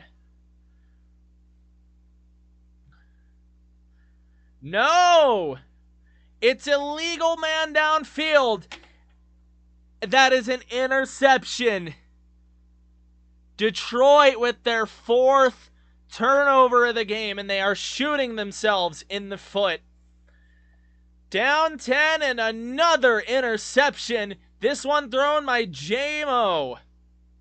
Trying to get into the trick bag there. Looking for Amon-Ra. And he finds a defensive back. Detroit is in dire circumstances. I wasn't back to change the ball possession thingy, but it works out for me anyways. I missed one play letting my dog outside, so that's alright. Dog's happy now. We're happy now. We're getting treated to what has been a ridiculous game. And Detroit, man, right now, I don't think I've seen a postseason team choke this bad since Dallas last year against Green Bay. I really don't think I've seen a self-implosion of this sorts since Dallas in last year's wild card. This is a ridiculous, whatever the hell Detroit's doing, it's ridiculous. And it's not working. You've got 3 interceptions total thrown by Jared Goff, who's thrown 2. You had J-Mo, who just threw 1. They are down 10 right now. Washington is just capitalized off of turnovers. I believe they have 14 off of turnovers right now. The pick 6 and then a different one. So it's like Detroit has had opportunities to hang on to this game and to really get back. But right now the offense is sputtering. You've seen the defense unable to consistently get stops. And second half has been no different, really. Washington's just kind of doing whatever they want right now on both sides of the ball. And so if you're Detroit, you're in a spot where you are the 1 seed and you are playing some of the worst football you have played all season. So these next 10 or so minutes are going to be crucial right now, because you've got a Detroit team that is down 10, that is underplaying completely.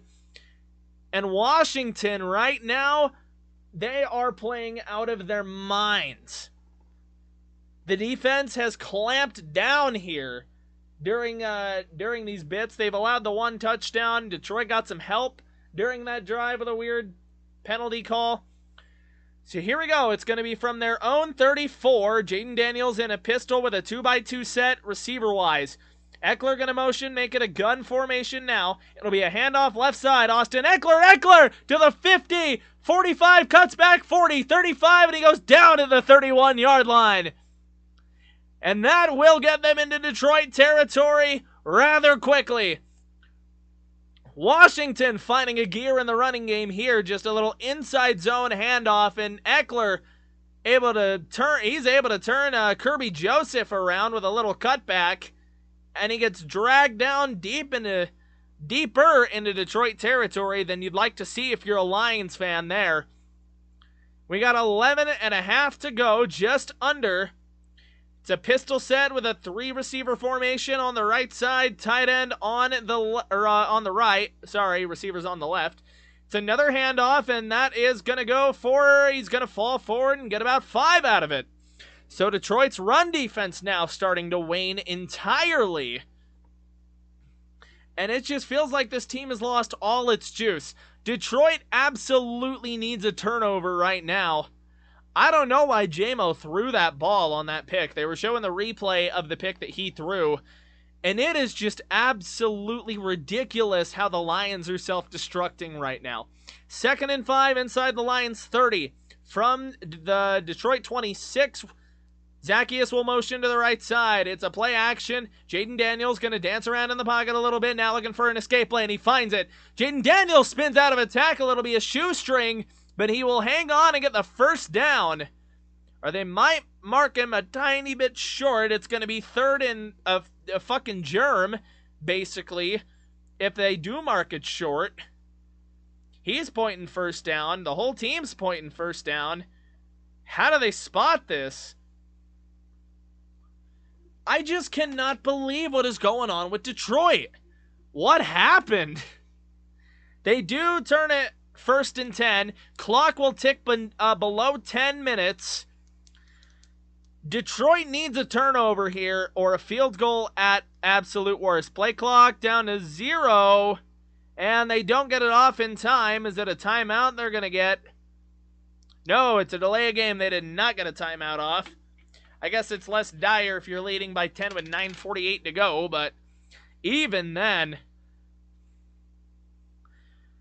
So Detroit looking to, this is almost Detroit's last gasp. If Detroit gives up a touchdown here, that is ball game. Defense has to hold to a field goal at most for this drive, and a 1st and 15 is going to do a lot of help here to keep things that way. That'll push them back outside of the red zone. So back where we just were from the 26. Now you're going to have Daniels in the gun. It'll be a handoff trying to go up the middle there. It's McNichols, and he's not going to get very far. He's going to pick up about 3 or 4. And that'll maneuver him a little closer. 2nd down, probably going to be 2nd down and 12, 2nd and 11 now. Like I said, Detroit cannot give up anything more than a field goal or it's ball game. It's field goal, turnover, or go home. Clock is going to drop below 9.5 now. Or under 9:20. 2nd and 12 now from the Detroit 23. Daniels going to move McNichols around a little bit. Takes the snap in the gun. Drops back to throw. Looking for somebody. And he has got a guy on the right side. That is going to be Zach Ertz. Jumped up a little bit and found a catch. Not enough for a first down, but it will make it 3rd and very, very more manageable. Daniels able to stand in there in the face of free rushers and just let that thing fly to Zach Ertz on a little bit of a, really just an out route is all it was.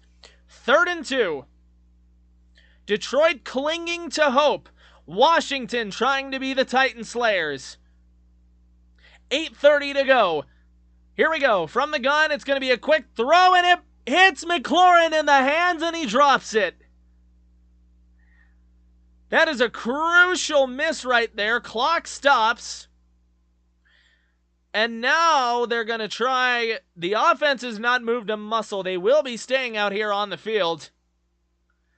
So now Detroit, it is do or die. Detroit needs a stop right here.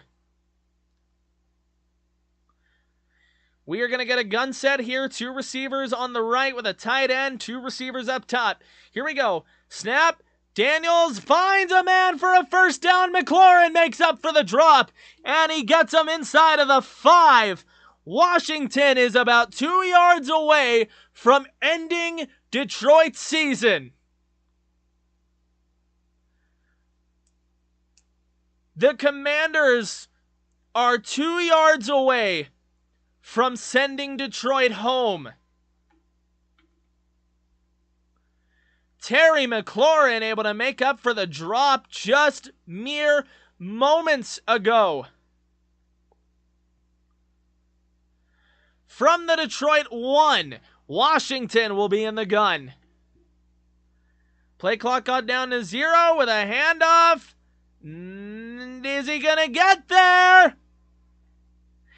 Touchdown, Washington! And that will more than likely end Detroit's season. McNichols with the dagger. Oh no. McNichols will lay the dagger to Detroit's heart. And he has most likely just eliminated them from the playoffs. It is about to be 45-28 with 7:31 to go. And everything has fallen apart in Detroit. Wow. Wow. Extra point, they are getting lined up for it. Now, what do we got? Extra point is up, and extra point is good. 45-28 Washington. They are show-stopping right now. There are kids crying in Detroit. There are adults who just look depressed and like they're going to go home and chug a 24-pack of Michelob Ultra. Whatever the case, Detroit is now on life support. Life support. Washington will have a 15-point lead. It is technically a 2-possession game. So Detroit could get 2 possessions here, no, it's 17. 17. I did my math wrong. Don't leave. I'm sorry. I did my mental math wrong. My mental math did not math. It is a 3-possession game at 17. Excuse me. And, Detroit's season is actually just probably Jover. Detroit's season is probably Jover. Oh, no. I thought Detroit had it, man. I thought Detroit had it, but Washington has just grabbed the momentum, and every time it's looked like Detroit's got something going, Washington has just shut it down and snagged the momentum right back. And it's been... They've made it look easy up to this point. Their offense has gone up and down the field. Detroit's lost a couple of guys to injury so far this game. I say so far like we're not 8 minutes into the fourth quarter at this point. But Detroit's lost some guys on defense. But the offense has absolutely just fallen apart. Goff's thrown 2 picks. J-Mo threw a pick. They had a costly fumble earlier. Just missed opportunities where they have just let themselves absolutely get torn apart. And so Detroit, man, they're going to have a lot of goddamn reflecting to do going into this offseason if they can't find a way to come back right now. But the way things sit, 17 points with 7:30-ish to go. Detroit, I hate to tell you, but it's probably time to accept you're going to be on the couch, Detroit. Kick is away. That will be a touchback. Probably the first I've seen kicked by Washington, or second maybe, today. Oh, Lord. Headphones are trying to escape my Domarooner. Oh, man. So we could be living in the final 7.5 minutes of the Detroit Lions season. Goff going to be in the gun. Jahmyr Gibbs to his right. 2 receivers on the right side of the formation. Going to motion a guy down. Goff with the snap. Drops back to throw. Pumps and dirts it, looking for Jahmyr Gibbs. Pressure and pocket was starting to close in on him. 2nd down and 10 now. And it's dire. The Lions look dead inside on the sideline defensively. Goff in the offense. Looks to be an empty set for Goff. We're going to see Gibbs kind of get into a tight end spot with the snap. Here we go. Goff drops back. Pumps, and now he's just got to find a check down there. Who is Jahmyr Gibbs? Makes a man miss, and he will get forward to the 42 for a first down. Lions got to go tempo now, though. They are down 3 possessions, and the clock will tick under 7 minutes. They're going to need all 3 of those timeouts. 3 receivers at the bottom of the screen. Takes the snap. Goff back to throw. Gonna let this one go, and he's got Khalif Raymond on an out route for another first down. They got to move the sticks here, so clock stopped for just a moment. Lions still got to go tempo here. 6:45 to go. Lions taking their time here. They're going to get a huddle. Probably call 2 plays in right here. Clock now to 6:35 and counting down. Laporta going to motion around a little bit. Goff in the gun. There's the snap. Goff drops back to throw. Goff sits in the pocket, unleashes a deep one to Amon-Ra, who takes a shot, but he hangs on to it. They're going to move the chains again. He's finding some completions now. Clock continues to run. 6:15 and counting down. Found St. Brown over there on the outside. And they'll get down now to the Washington 25. Goff takes a snap with about 6 minutes to go. Looking outside again. Won't find it. Clock will stop at 5:59. But all Detroit has done today is shot themselves in the foot with turnovers. Turnovers. Goff fumbled earlier. He sailed a throw to Tim Patrick that ended up being a pick 6. Undercooked the throw going to Jamo, and then Jamo threw an interception on his own. Goff in the gun once again, drops back to throw. Washington brought 4. He's going to look over the middle. He's got Amon-Ra again for another first down. Detroit now with 5:45 to go. They're going to get set, and they're going to spike it. So that'll be second down, 5:44 to go. Probably going to see a lot of shots to the end zone here, though they can get a first down. Lions got to score quick, and then I don't know if they try and get an onside or if they pray their defense can hold Washington here. But they're probably going to go for the onside option. They're chasing 3 possessions. Here we go. Goff in the gun once again. Gibbs over to the right side. Goff back to throw. He's going to sidearm it. Looking for Gibbs, who is unable to make the catch. It just kind of sailed past him a little bit. That will stop the clock. 5:40 to go. It's going to be 3rd and 10 now for Detroit.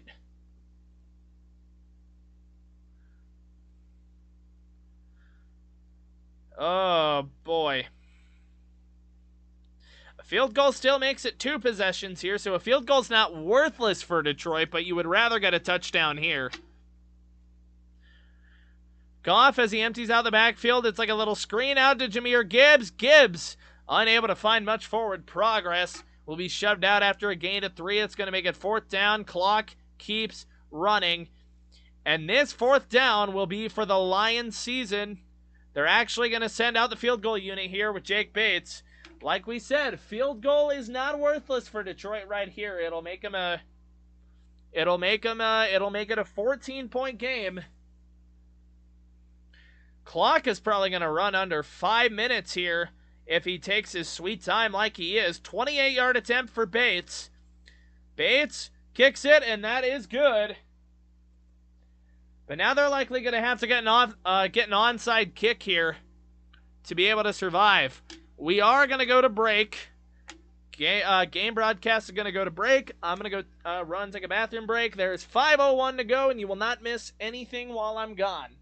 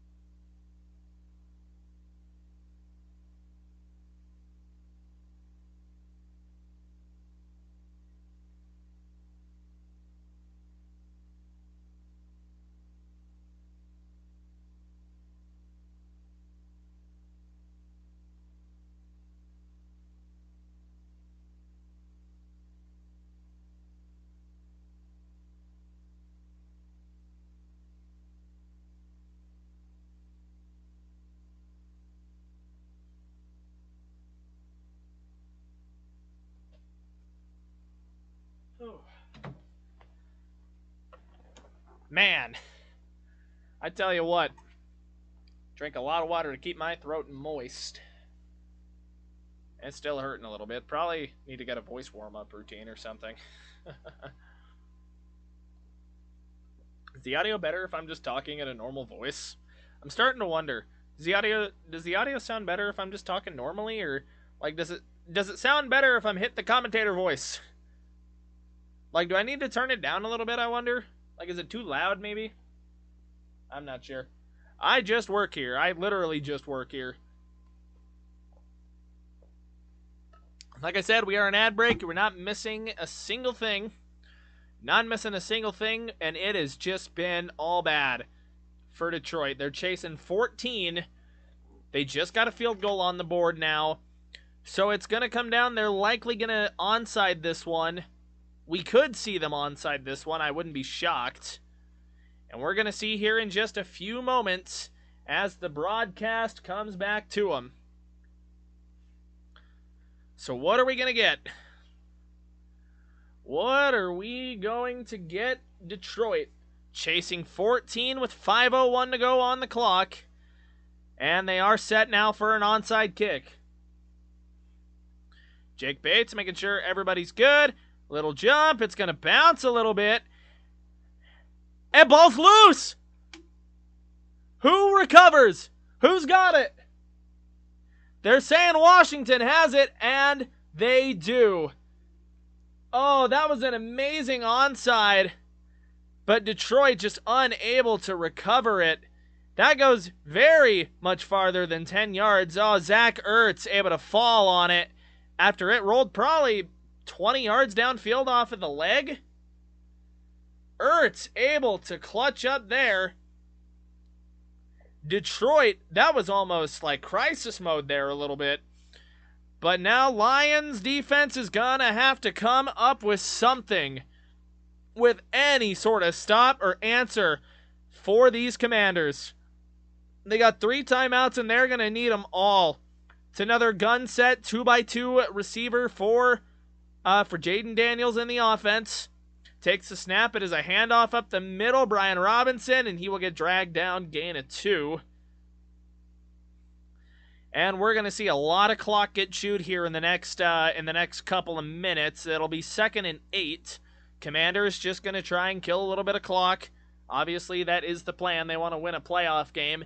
Detroit hanging on to 3 timeouts and the 2-minute warning. They have no margin for error. They have to get a 3 and out right here as the clock ticks below 4:30. Goff doing some reflecting on the sideline. He looks dead. Play clock below 10 now. Clock getting down to 4:15. Another 2x2 set with some motion now. It's another handoff to the right side. And there's another tackle by Detroit. So it's going to be about a 3rd and 7, 3rd and 6. Anzalone in on the tackle. And Detroit just looking to try and hang into this thing. They need a frenzied comeback. They need 2 touchdowns to tie. And they're probably going to have to score before the 2-minute warning because I don't think they can afford to lose a single timeout with the way things are sitting. It's going to be 3rd and 5 for Washington now as the clock continues to tick. Oh, boy. Clock has certainly dipped below. Oh, we got a Detroit timeout. Alrighty.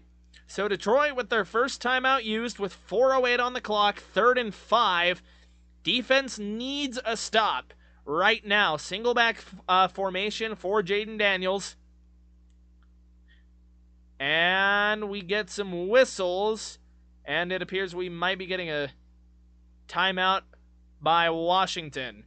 So Washington takes a timeout. They came out single back on 3rd and 5, which I thought was intriguing. Detroit was likely showing all out or something, and Washington likely wants to take advantage of that. Aaron Glenn's going to have to cook something up here if he wants to get this stop and keep his boys, get the offense back on the field. So here we go, 3rd and 5, 4:08 to go. Go away. I say one thing, my voice assistant thinks I'm talking to it. Screws up my broadcast, but here we go. 3rd and 5. 4:08 to go on the clock. We're going to see motion from Ertz.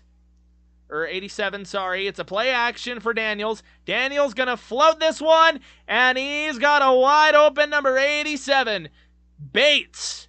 And that could be the dagger in Detroit's season. They've used a timeout already. Anzalone just gets picked, just lost in coverage, lets a guy go by him thinking he's got help over the top. He did not have help over the top. Not in the spot where he was supposed to cover. And Detroit, I think it's over. I forgot to do the ball thing. My bad. Detroit, I think it's over. 1st and 10 now on Detroit's side of the field. Daniels in the gun. Takes the snap. Hands it off to McNichols. McNichols falls forward for 2 or 3. Then we're going to get a timeout in from Detroit. With 3:18 to go on the clock, it'll be 2nd down. And 2nd and long, medium, maybe? We'll see where they spot this thing. 2nd and 7.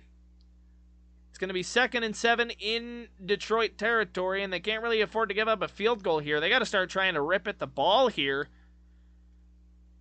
But, man, Jaden Daniels will be going to the NFC title game. Jaden Daniels will be going to the NFC title game. That's where we are right now. Another gun set here. Looks like it's going to be 3 guys on the right side of the formation. There's the snap, another handoff, and he is tackled. No, Daniels keeps it, but he only dives forward for about 1. And we're going to get, is that going to be Detroit's 3rd timeout? It will be. That will be Detroit's final timeout with 3:12 or 3:13 on the clock. We definitely saw the Commanders' new owner. He looked pretty happy with stuff. Meanwhile, this at this point, a 1st down, and it's probably over. 3rd and 6 now. 3rd and 6 at the Detroit 31. Daniels trying to convert. Gun set. It's going to be a snap and a handoff, and they will not convert. It's going to be 4th and 1. Detroit cannot stop the clock anymore. If they kick a field goal, we're right back to a 17-point ball game.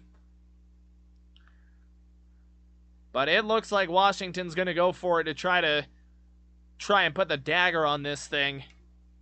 Nope, they're going to take the field goal. Gonzalez is going to waltz on out to make it another 3-score game.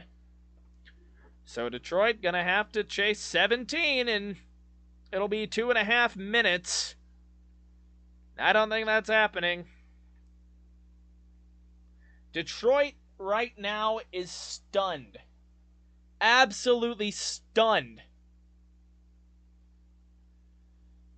So we saw Washington run the clock down as far as they can. They took their timeout, and we are now going to get that Washington field goal to make it another 17-point game. Dan Campbell looks absolutely just like...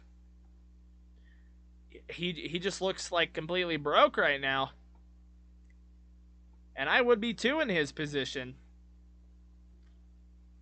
Lions fans not feeling it. You need a miss. You got to pray for a miracle right now if you're Detroit. If Zane Gonzalez misses this thing, Detroit has a chance. A fleeting chance, but a chance. I don't think he's going to miss it. 44-yard attempt for Zane Gonzalez. Zane Gonzalez. This will put the Lions away. Gonzalez pulls it left. He will miss just outside of the uprights, and Detroit is still alive with 2:26 on the clock. They've got no timeouts. You got to go down and get a touchdown, and then you got to get a miracle onside kick. A miracle onside kick. But Detroit isn't completely dead yet. But there is no margin for error at this time. Moving forward for Detroit, they're going to have the 2-minute warning to stop the clock, and that is it. 2:26 on the clock,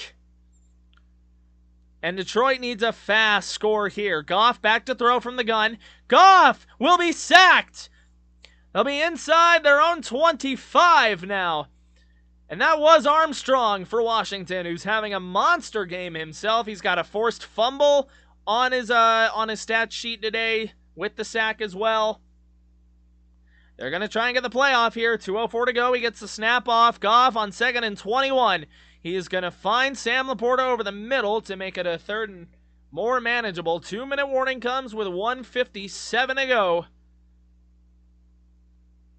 And, oh man, Goff shaking his head. It'll be 3rd down. Here we are at the 2-minute warning. They're not even cutting to commercial for the 2-minute warning, so yikes.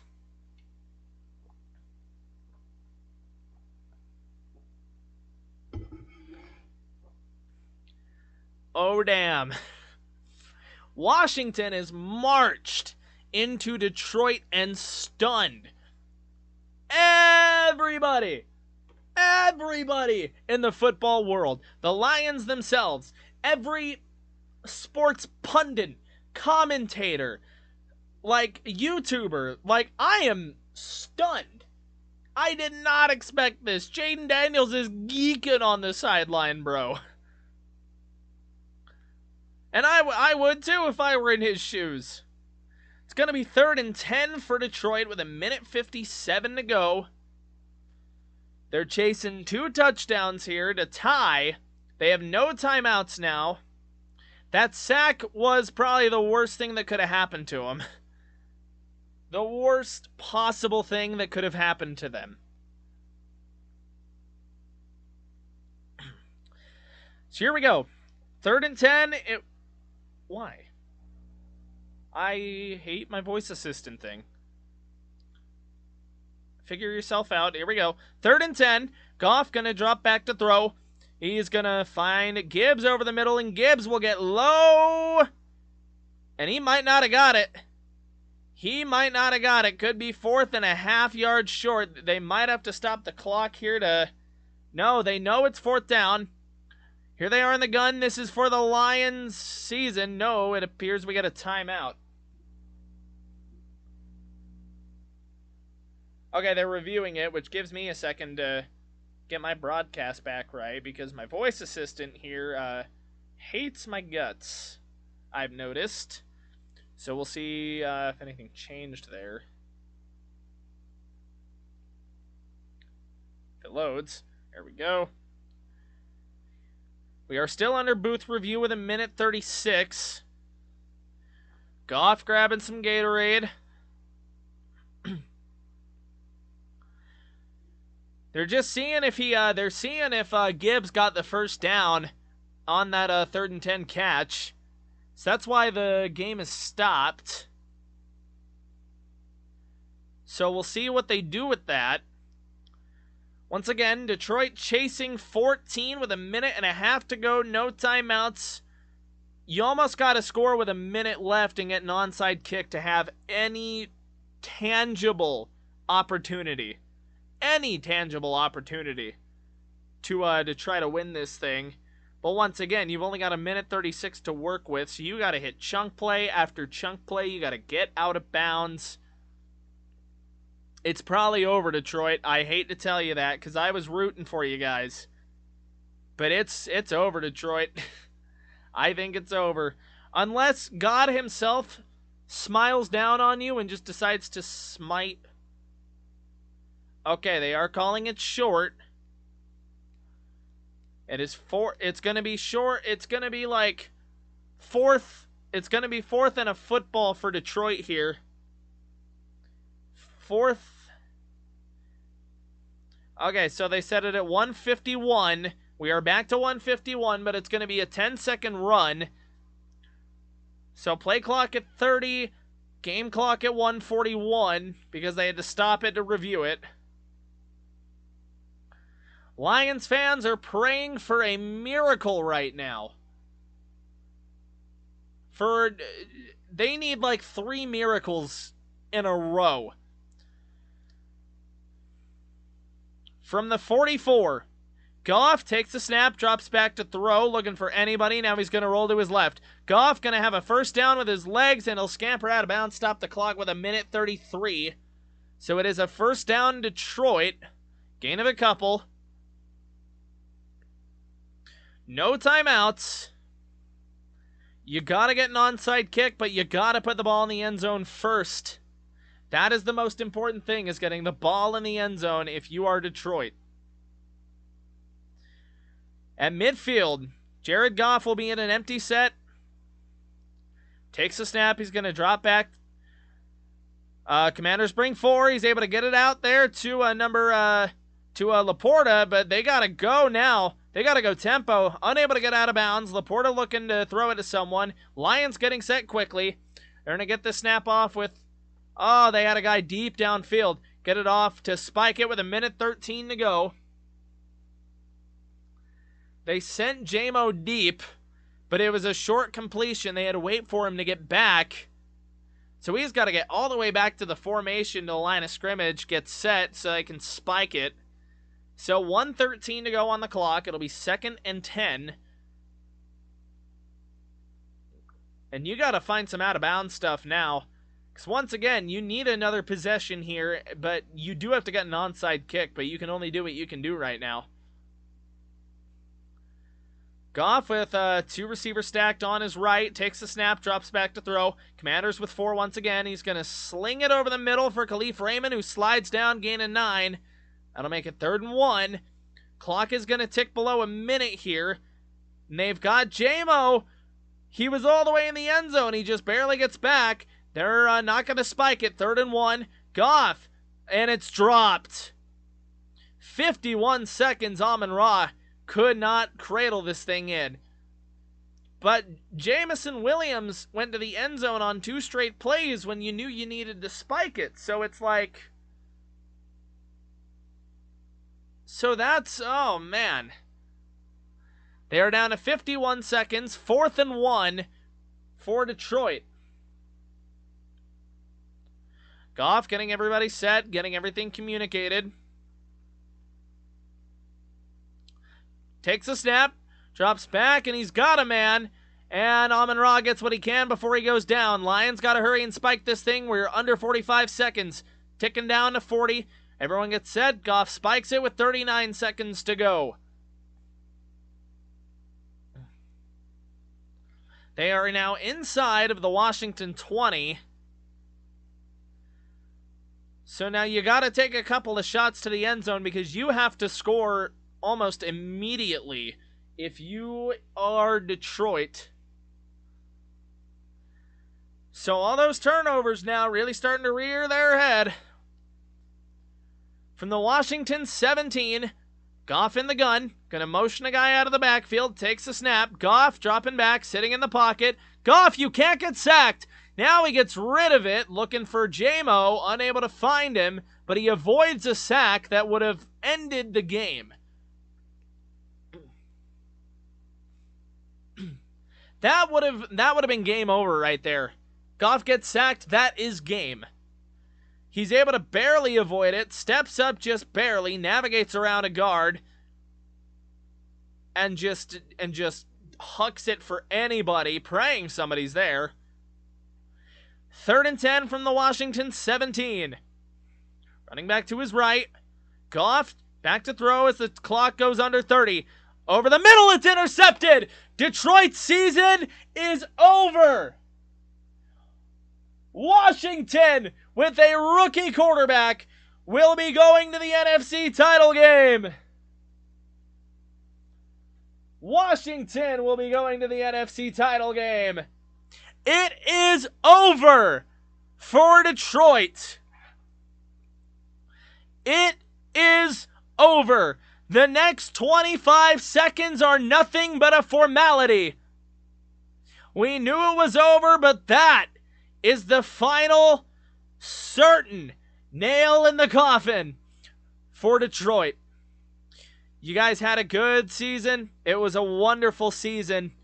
I think Detroit just had too many injuries, and something about this game just completely made them go mental, man.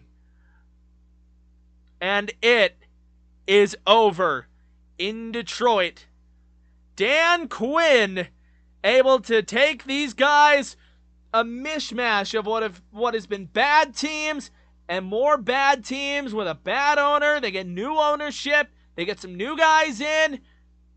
And they're going to be a force to be reckoned with for years. Dan Quinn, this has been a masterclass of a game by Dan Quinn.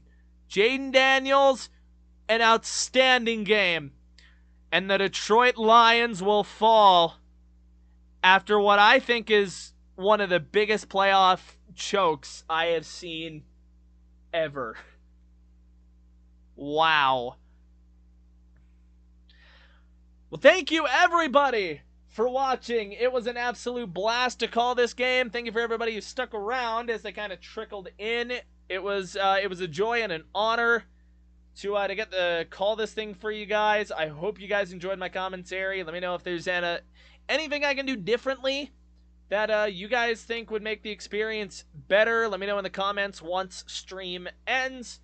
And with that being said, you guys have all been awesome. Have a great night. And holy shit, I cannot believe